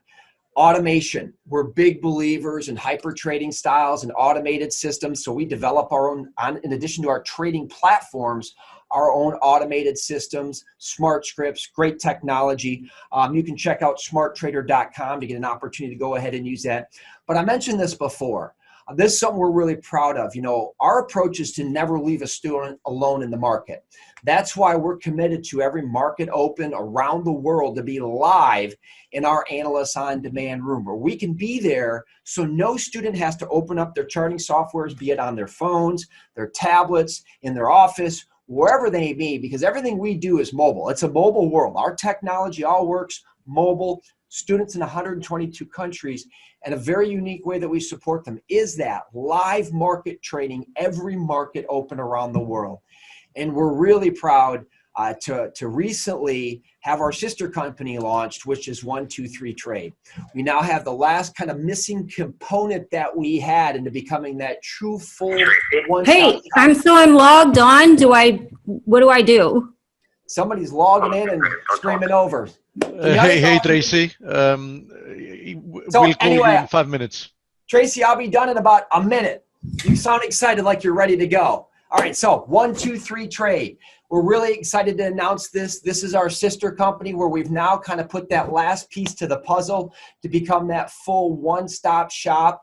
Truly, everything from the education to the trading platform to the live trading room to mapping out how the students decide what's the best fit for their style. And now we've filled in that last component being a broker as well. So we're excited to do that. So if you're interested in learning about more of who we are, our history, the results, I would encourage all of you to go to Trustpilot. It's an awesome opportunity to go ahead and see kind of what the people say about us out there. We're very proud of the results that we get on here, the people reporting about our trading rooms, our results. And also you'll get to see a lot of results throughout our family member traders, because at the end of the day, it's about the traders making pips and profits. So I would encourage you as well, markettraders.com. Ton of information on there. That website will lead you to our brokerage account, our trading platforms, everything that we do as an organization. And you'll see more about Chris Pulver on there. The gentleman I talked about earlier, Chris Pulver, who runs our Flex Trading Room, don't miss him tomorrow. Our students are so loyal to him. He's leading such incredible results in his trading room. I'm excited for you to see how he does it tomorrow, and the way that he approaches these markets pretty special. So again, thank you very much for your time. I appreciate it. Markettraders.com. And I'll pass it back to you, Dale. Appreciate it. Thank you very much. Thank you, Aaron. Thank you Thank you, very Aaron. much, Aaron. Nice presentation. And now, live from Canada, the one and only Tracy Schwager. And Justine will be talking to Tracy. Hey, Welcome hey, back, Tracy. Justine. Hey. Hi, Tracy. Hello. Welcome to our Traders Summit. Hey, thanks for having me. My favorite group over there. Yeah, nice to have you. And I'm going to TO it to Justine. And Sure. looking forward to what you guys have to say. Absolutely. Go Just ahead, so you guys Justine. know, we're still seeing Aaron's screen. I don't know if Aaron can stop sharing. Ah, There you perfect. go. There we go. I fixed that. Thank you. On the text side. All right, Tracy, great to have you here. I'll give you a quick introduction. So Tracy Schwager is a very successful independent energy trader, and she also recently joined hedge fund telemetry as their energy commodities analyst. And she's also the person behind Chai Girl on Twitter. I've heard it pronounced a million different ways. Shy Tracy. girl, yes. Chai Girl, okay. Chicago girl, shy girl. Oh, okay. So there's Chinese pronunciations of CHI. There's all sorts of, so, okay, but it's No. Chicago Girl. Chicago girl, so shy girl. Hi, girl. Great. Okay, well, great to have you here. And your expertise is energy, but before we get into energy and directly, I'd like to talk a little bit about currencies. And currencies are very much intertwined with with energy and all the markets. So could you talk about your stance as a dollar bull Right. and how that's played out so far? Well, as you know, I'm pretty vocal dollar bull. But even though we have seen a decline somewhat in the dollar, and it's been kind of soft, obviously, that doesn't necessarily mean that the dollar is weak against other currencies. So especially if you're talking about particularly once we saw the oil decline, right? -37, you have oil producing nations, that emerging market oil producing nations that have high dollar denominated debt have a dollar shortage problem. So, if you were long the dollar against, say, the Brazilian real or the Argentine peso or the Kenyan shilling, then those have been very good trades this year, as well as the Russian ruble and the Turkish lira, which everybody's fascinated with right now. So when you say you're a dollar bull, you're not just strictly looking at DXY. You're looking Correct. at the dollar compared to very specific currencies. Right. Yeah. Though I just did get long outright dollar futures on Sunday, really because, well, because I know that there is a dollar shortage in this world, and and basically those funding problems exist on offshore dollars, right, in the euro dollar market, which the Fed doesn't have control of.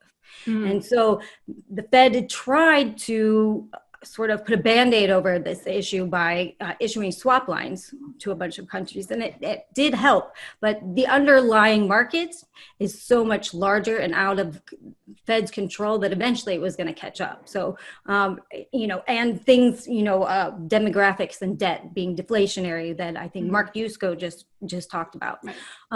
So combining all of that, and then we just kind of had a beautiful technical setup. Where we had a rounding bottom with a bull flag. I guess you could call it a cup and handle if you wanted. But so it was just the perfect setup. And so I actually did get long outright USD, whereas earlier this year I've been playing it against other currencies. Interesting. So the overarching problem, though, for a lot of these emerging markets is that, especially if they're dependent on oil and oil prices drop, they can't pay off their debt, and their debt is in US dollars. So then that pushes the dollar up. So that's the sort of cycle that you're looking at. Right. Exactly. So then let's take a look, because you mentioned 5 currencies. Can we take a little closer look at Brazil with the real. Are there specifics? Are you looking at it mostly in the lens of oil, or are there other issues going on in the country that you're? Well, there's definitely other issues going on in the country, but for me, it was a pure oil play. It was a pure oil play, really.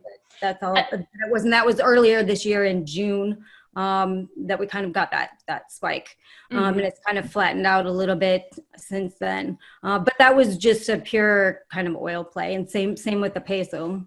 Interesting. And I would imagine for the ruble as well, that would be an oil play too. Yeah, for the Russian ruble. Yeah. Now, and for the Kenyan shilling, really all of them. Really all of them. And then Turkey obviously, has their own issues, and it's trading at like 7.6 right now. And I actually think it could go to 10. Interesting. Because of other problems that are going on that we can get into later. Okay, yeah, let's definitely talk about Turkey. But yeah, let's talk about that later. Now, I would like to focus a little bit on the US and what you see going on in the US, especially in terms of fracking and the shale markets. Where do you see that going? Do you see much more downside? Any upside? Well, I actually am finally, for the first time in 5 years, I'm actually an oil bull. I know, shocking people. I don't want to shock anyone. But I am actually an oil bull. I do think that, I was speaking about this last year in December with Danielle on Real Vision, and we were highlighting the problems within the industry, where we foresaw a lot more bankruptcies and mergers and acquisitions and things just because of the way that those companies were structured, and they never kind of completely restructured correctly, and they just kept making the same mistakes from the 2014-2016 sort of oil crash.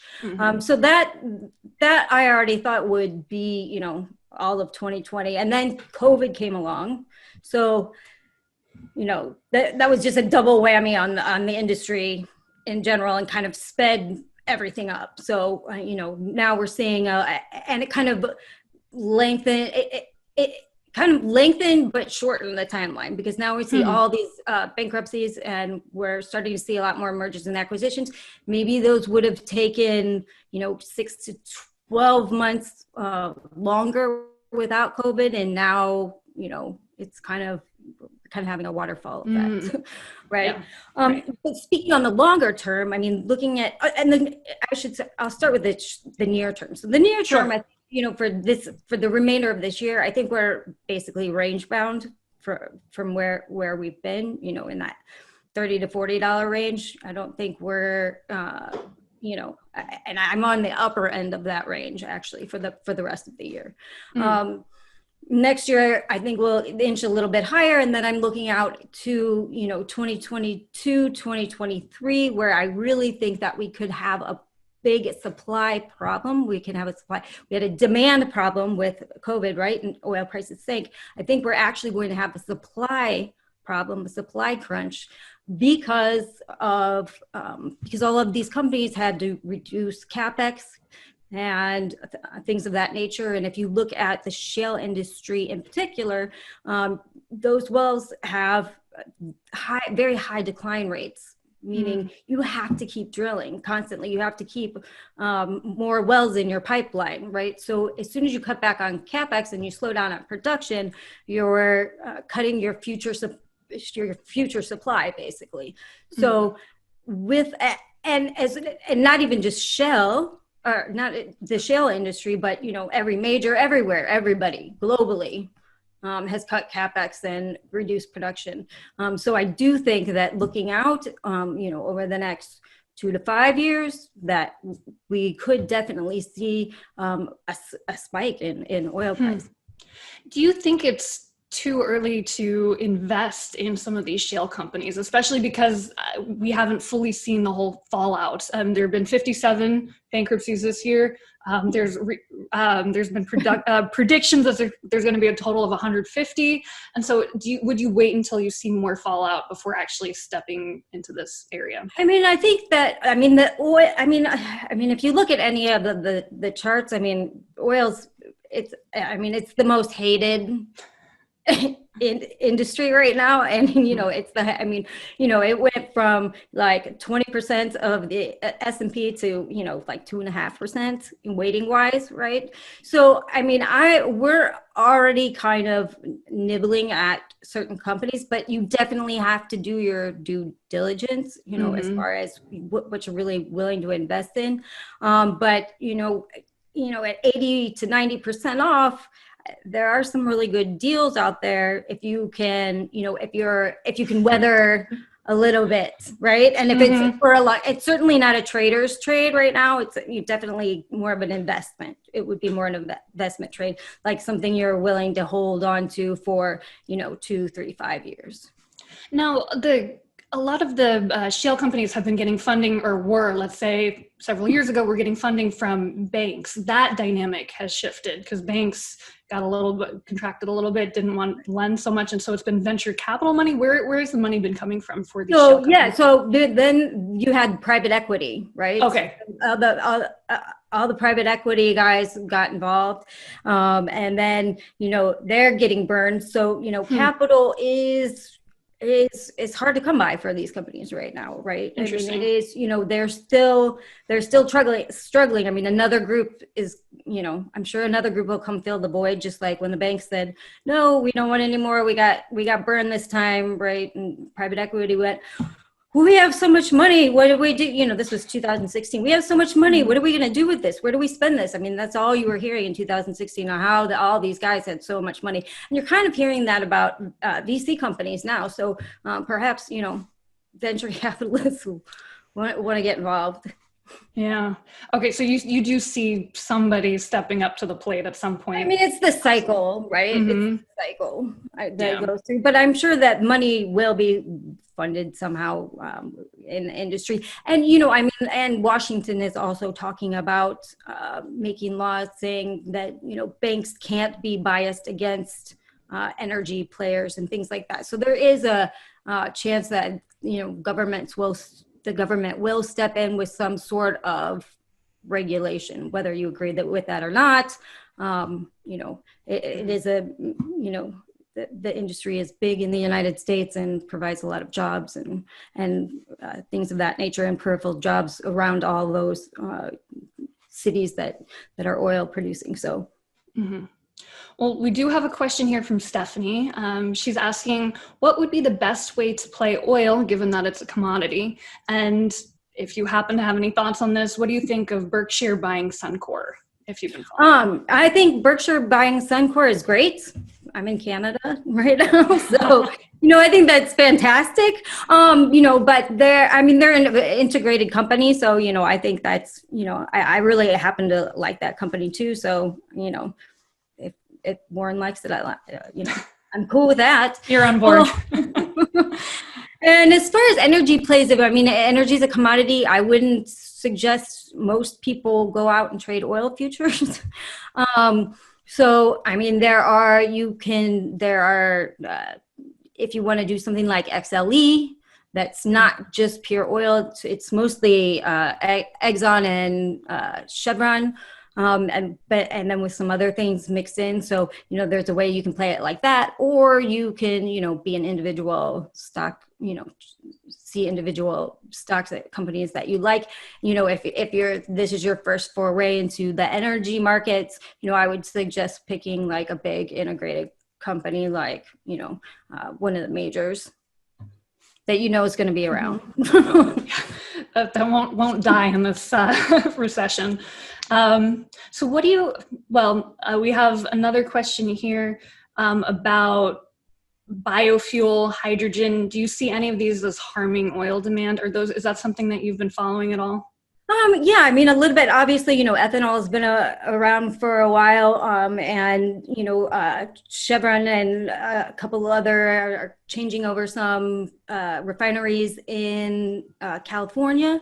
But I don't see it as a major competition. If that's, I'm not exactly sure the question. I think there's room in the market for it, especially in the California markets where they have very stringent laws and things of that nature. But for right now, I see it probably very localized to certain states that sort of have stricter laws concerning emissions. Great. And let's take one more question before we move on to geopolitics. So from Cliff, he's asking, what about some of the pipeline companies? Energy Transfer, for example, is that something that you're following, energy pipelines? Yeah, I mean, absolutely. I mean, I look at all of them. Energy Transfer's obviously been having a lot of problems. KMI had problems. They sold off their problems. If you're looking to invest in pipeline companies, again, do your research, because there's a lot of issues going on, especially, along the US-Canadian border. Mm-hmm. And let's get into some geopolitics. You mentioned Turkey at the top. So maybe we can talk a little bit about what your view is on, I guess, that Mediterranean corridor and energy specifically.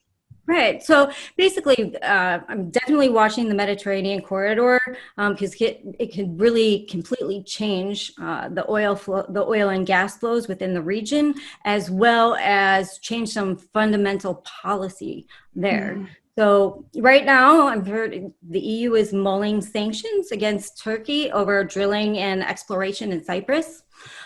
Turkey is a NATO member, so that would be a huge shift in policy. However, you do need a unanimous vote for this. So we have Greece, Cyprus, and France right now versus Italy, Malta, and Spain. Now, if Italy swings towards France, then likely Spain and Malta will follow, and they'll get the unanimous vote that they need. Again, a huge policy change. Right now, it's Italy's energy interests in Libya that will determine whether Rome kind of swings towards France or not, because Libya's civil wars kind of has pitted France and Egypt against Turkey. And Italy, up until now, has sided with Turkey out of just a pure energy interests. But Turkey's getting very aggressive in Libya right now, and its outsized military presence is really turning kind of Italy off right now. So this could swing Italy in favor of France, being that Eni, they're there for Eni, and Eni is the Italian oil company. It's almost like nationalized there. It's supremely important to their country, and so they don't want to be subject to sort of Turkey's dictates within Libya. So really, so why does this all matter, right?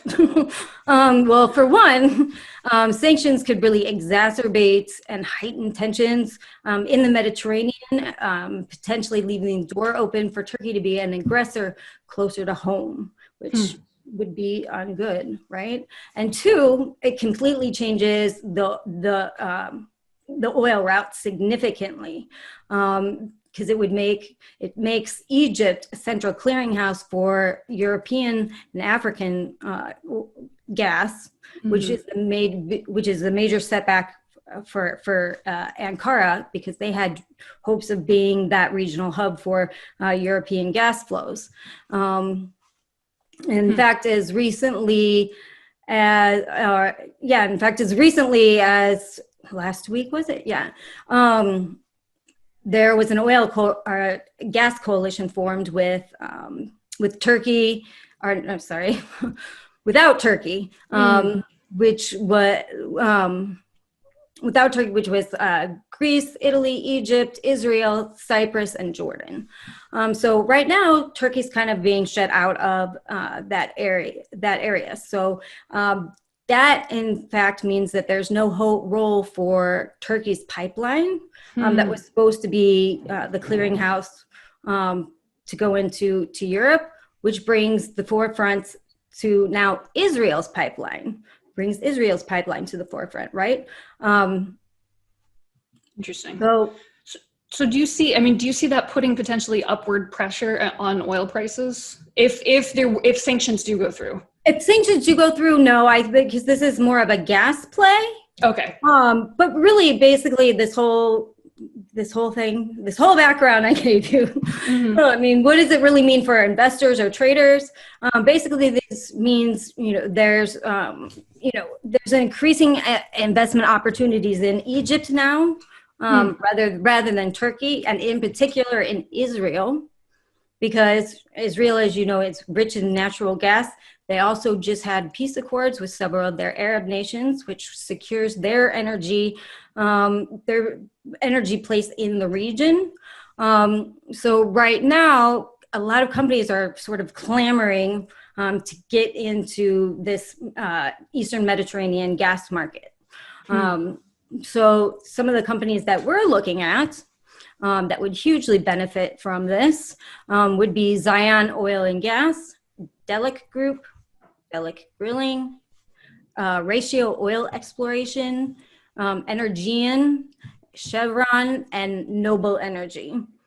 Now, the big thing we need to pay attention to right now, as far as Noble Energy is concerned, is Chevron is talking about a merger with Noble Energy, specifically because they want their East Med assets. This meeting happens on October 2nd. So this could be a big change and, could be a big boost for their stock prices. Interesting. Okay, so there are a bunch of factors going on there. One is, whether there's issues in Turkey. Two is, and sanctions specifically. Two is whether there's more deals, peace deals with Israel, and more regional peace. And then the third thing is what's going on with Chevron and actually completing that deal. Right. Yeah. Okay. So that's what we're kind of looking at as far as opportunities in the region. Mm-hmm. But for the other companies like Zion Oil and Gas and Delek, what would you say is are those just plays specifically based on increasing peace as well as potential sanctions in Turkey? Exactly, because their stock prices will definitely get a boost over this now that all these stores are open without sort of people getting in the way of it. Gotcha. Yeah, right.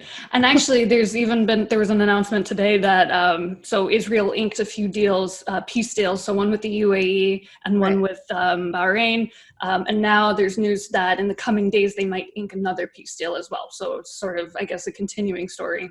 Exactly. And so we just think there's a lot of opportunity in that region right now for investments. And those, again, are just some of the companies that, I think that will definitely gain from everything that's happening there right now. And before we go on to the next geopolitical area, we do have some questions coming in that I want to get to. So this is from Omar. He says, whatever happened to the hype about peak oil? It seems to have gone away lately. Do you think peak oil is now nearer or farther away? Yeah, I mean, I feel like that was a 2008. It was like a long time ago. We had peak oil, then we had peak demand. And so really, I think it's, those buzzwords tend to come and go, but I don't think it's still, there's no peak oil. Peak oil. And it's not, well, I feel like shale specifically disrupted that. And so. Yeah, absolutely. And, it's going to take them a while to, get back up. We may never get back up to exactly the levels that we were in 2019, which again, only reinforces, kind of the bullish, less supply. Now, we have another question from Dan who says, given the U.S. political climate, issues in the Middle East, pipeline and competition in Europe, Turkish ambitions, how much is risk skewing the fundamentals? As far as, are you asking if are they making prices higher? Or I would imagine, let's go with that. Do you see that potentially pushing prices higher? I don't think, not necessarily. I think there's always geopolitical risk with oil, right? It's just a factor of the nature of the commodity. But I think what's happening in the Middle East, really, I think you have, I think it's actually, more positive, not only in the way that I think that things are getting better, right? And instead of getting worse. I don't think that Turkey doesn't really produce enough of oil or gas to make any difference. So even if everybody had sanctions against them, they're not a player in the market. So I think the good things that are happening sort of outweigh any kind of risk of Turkey being, or sanctioned out of the market. Gotcha. Now we do have a few questions about China coming in. What happens to the economy, and I guess also oil markets, in the case of like any sort of battle or issues between China and the US? And then I guess looping in another question is how much attention should be paid between China and India, especially in terms of oil trading, as well as like any sort of military exercise activities and issues there?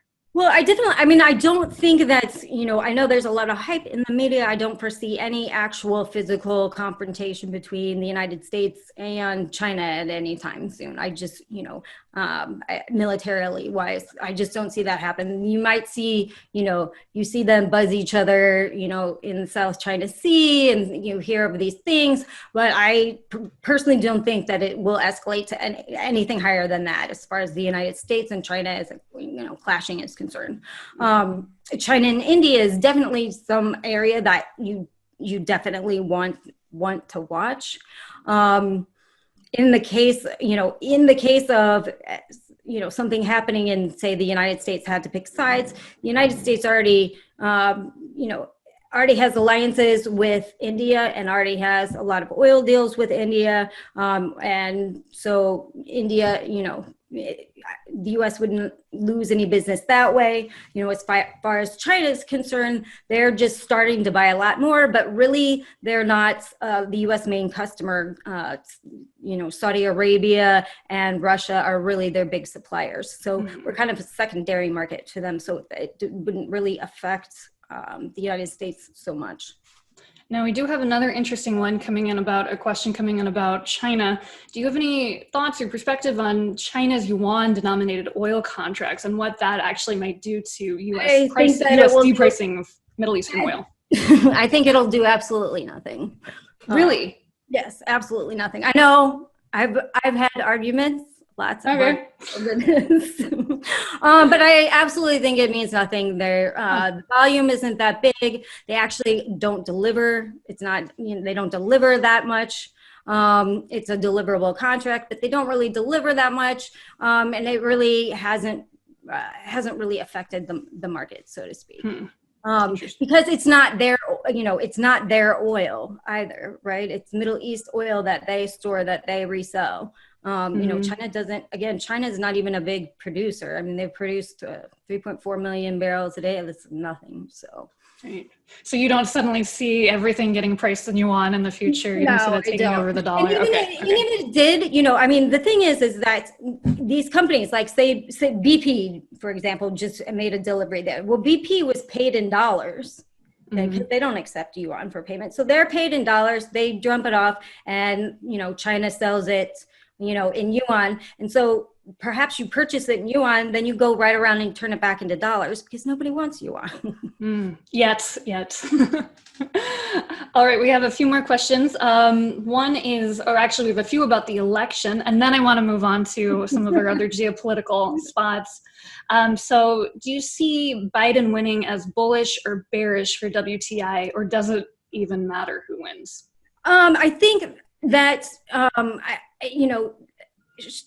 I think that if you look at Biden's track record, he's really actually the most pro-oil Democrat of all, right? He was he was in office when the first Arctic drilling permits were sent. He's backed every bill for the oil industry. So he's actually really pro energy. So, but should we have a foreign policy change if there is a new party in office? Many of the companies have already, what they were talking about is they would not allow new permits on federal lands because really they can't do anything about states. Can do whatever they want. They can do something about federal lands. That's fine. But ahead of the election, pretty much every company has come right out and said, we're already buying, we're already grabbing up every lease we can on federal lands just in case this happens. So I don't think that it would really change the dynamic as much as people think, right? Interesting. And so do you see anything happening to the dollar during the election as well? I mean, I think leading up to the election, the dollar will bounce, but it is, and as far as after the election, I mean, I think that really depends. Mm-hmm. I mean, if there are disputed results, that could. Right. There could be there's so many things to speculate. So yeah. Well, let's move on to some of the one geopolitical area we haven't really touched on, which is Africa. Could you talk a little bit about what you see going on in terms of oil, gas, utility demand, et cetera, going on in Africa? Yeah, so we'll start with oil. So basically, Angola has been kind of the darling there, right, for the last couple of years. Because there was new deposits found and things like that. That's kind of, we could talk about that, but there's not really that much to talk about. But what I do want to talk about is Mambia, because it's kind of a thing in the industry that not a lot of people are talking about right now. There hasn't been any discoveries yet, but there looks like there could be a potential of quite a lot of oil to be found. So right now, there's kind of a race to be the first to, discover oil there. So companies there that I'm watching are Reconnaissance Energy, Eco Atlantic, Tullow, and EOG. So those are companies you kind of want to keep an eye on. Again, people aren't really talking about it right now. So I see opportunity there. How long does this process usually take? I mean, could this be in the scale of like many decades, years? Are we talking weeks? I think it'll be sooner than that. I mean, I think, it does vary, but, it's kind of, they started this year. So, basically, 1 to 2 years, maybe less. Possibly. Okay. So we're not talking 2030. No. I'm talking about things that I'm trying to talk about things that are relevant and what I think are investable now. Okay. Good to know. And then of course, there's the whole renewable aspect of European countries also investing in areas of Africa. Could you talk about that? Yeah, absolutely. So I'm a big pro-Africa person, but I know that there's a lot of problems trying to invest in the company. There's a lot of corruption. There's a lack of regulation. A lot of people have gotten burned in investments there. So the alternative is you can invest in European utility companies that have invested there. And why are European utility companies investing there? Well, they have a big green push right now, so they started with a big green push, investing in, solar, wind, and minerals and metals to make those products. And then especially after COVID, it's become even more important because Europe basically got all of their rare earth metals from China, right? And now they're looking to diversify, even further.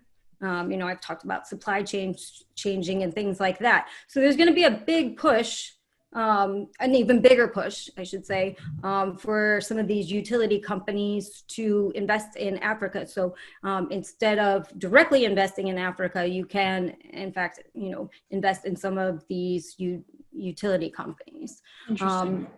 And I'll give you some companies that I think are interesting.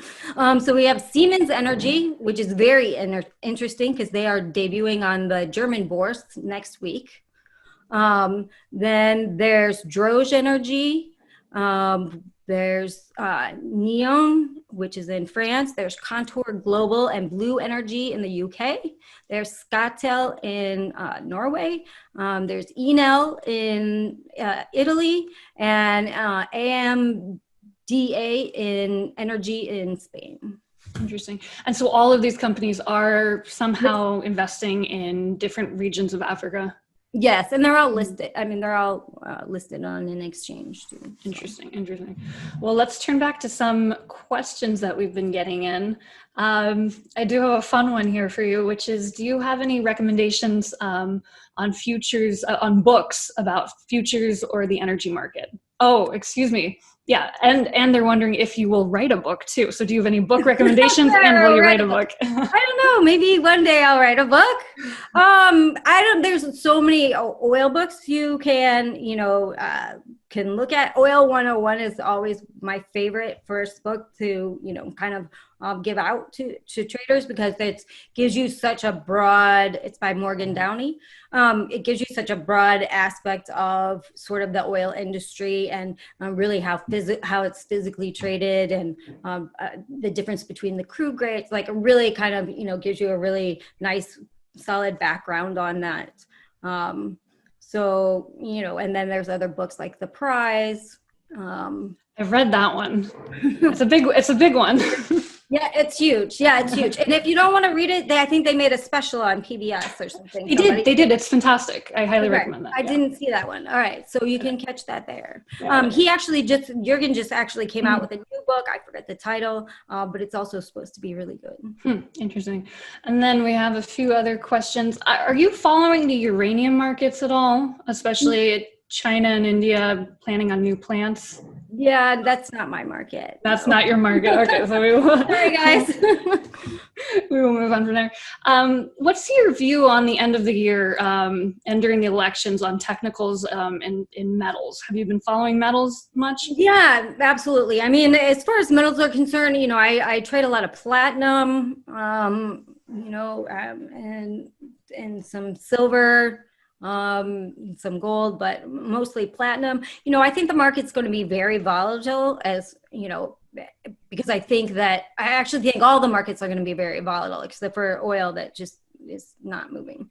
Mm-hmm. But, as far as, because it's, metals are tied to rates and also the markets, if the markets sell off and your portfolio is upside down, what do? The first thing you sell is your metals, right?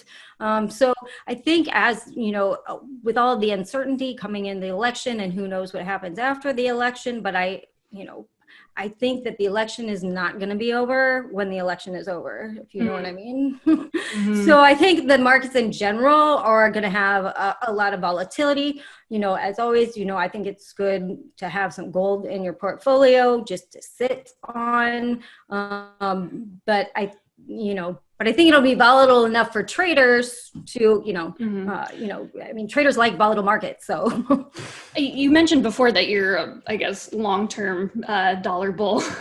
Does that necessarily mean that you would be somewhat gold bearish, or that doesn't pair up for you? That doesn't pair up for me. I mean, okay. To me, gold is really tied to real rates and not to, we have seen dollar and gold go up together. Yeah. We saw that earlier this year and last year. So that the dollar is not a factor for me. It's really more about rates. Gotcha. Now we have a question from Mike, who asks about the impact of a COVID vaccine on oil and the dollar. Do you have any thoughts on that? Let me say I'm not an actual long-term dollar bull. I think eventually, it will come down. I'm just a medium term dollar bill. But if we have a COVID vaccine, I'm sure, as far as everything, I think that will calm all the markets in general. Obviously, for oil, that would be very bullish because, then we see people flying again, people taking the subways again, definitely going to work again, and, things would be opening up again. So that would be very bullish, in my opinion, oil and for a lot of markets. Yeah. Now, a few more geopolitical questions. I'm curious as to your take on Iran, and their levels of oil. So we have a question asking about new data on oil exports released by Iran, which has increased significantly. And what do you see as the end game for the cat and mouse, war, quote unquote, between the U.S. and Iran? Well, I think that, we all know, Iran's still selling oil, right? Because there's always a way around sanctions. There's always a gray market and a black market. So, they've been selling, I don't know, give or take 1 million barrels a day somewhere in the world, mostly to China through Malaysia. They're selling finished gasoline to Venezuela right now. They do have a lot of stock piled up, right? And so we are noticing that some of their offshore floating storage is diminishing. So we do know they're selling it, and there's really no way to stop that. But it really hasn't made really an impact on the market. It's very negligible as far as that's concerned. And as far as the future is concerned, my hope is that we come to some sort of Agreement. Yeah. agreement that doesn't involve bombs. Right. Hopefully diplomatically, we can work this out. And so, we're kind of seeing a little bit of Iran kind of being more willing to talk and things of that nature. So, it's not going to be solved tomorrow, but You're hopeful. right. Now, what about Libya? Do you have any thoughts in terms of what's going on in Libya, as well as oil prices there? Well, we kind of talked about that a little bit. I know, Libya lifted the oil blockade, which is fine, but we also need to watch that with a little bit of caution, because this has happened on and off for the last 8 months. And, there is a question that they've been offline for 8 months. You can't just snap your fingers and bring it online that fast. They also have stockpiles that they need to go through. So, it's an area that oil traders are watching, because they were producing like 1.1 million barrels a day before this occurred. And then they were down to about 100,000 barrels per day. Now they're, up to like 250K. So traders are watching the market, and, OPEC will adjust accordingly if Libya comes online. But again, it's not going to happen tomorrow. So, if they totally restore oil, within 6 to 8 months, who knows where we'll be in 6 to 8 months, right? Demand could be a totally different issue by then.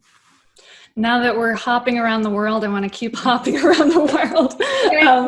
I'm curious we have a question here about what traders and investors should think about the politics of Ukraine and that region. What's that specific? Specific question. There's been kind of ongoing problems. There's been ongoing problems in Ukraine and that area for a very long time. So, I think as far as the market is concerned, sort of that geopolitical risk as far as the gas is concerned and travel through that country, that's kind of been factored in already. Gotcha. Well, now I want to hop back to Canada. This is before we bring in Dale and Steve to see if they have any questions for you. But one final question here is, why did you move to Canada and not stay in Chicago? And wouldn't you change your Twitter handle to Canada Girl or something else? No, well, I can't change my Twitter handle. It's me. Okay. And I came here for a job opportunity. So, and then just ended up staying. I really love Montreal. And so, so here I am. And I love Chicago too, dearly. But, right now it's not a place that I want to be. Well, you should get the Twitter handle at Canada Girl just in case too. Who knows? Like maybe you'll have two accounts. Well, anyway, you still have Tracy still has the Chicago accent, though. I know, right? Even though she's gone to Canada. Really nice to see you, Tracy. And wow, I'm telling you, this was a great interview. It's the best I've ever heard you. Really outstanding job, and Justine, what a great host. What a great host and anchor, and the questions you asked really, helped make the interviews. It was a pleasure meeting you. And Tracy, great job, and I don't blame you. I don't want to be in Chicago either. In fact, let me ask you this. Would you want to be anywhere in the U.S. with what's going on? No, actually, I'm okay here, Yeah. hanging out here watching right now. Fix up that guest room, Tracy. All Plenty of right. room. Plenty of All room. right. Anyway, so I want to thank you guys for adding class to this Trader Summit, both of you, and I hope everyone that was here enjoyed it. It was our mission to bring some ideas. Tracy, so many different oil stocks. I've got to get the list from you. And your bullish oil, I fell off my chair. I know, right? And yeah, and you know, it makes me in my intelligence gathering, it made me wonder why crude didn't break with the market this week. And it's that's acting another really, reason. That's yeah. another reason.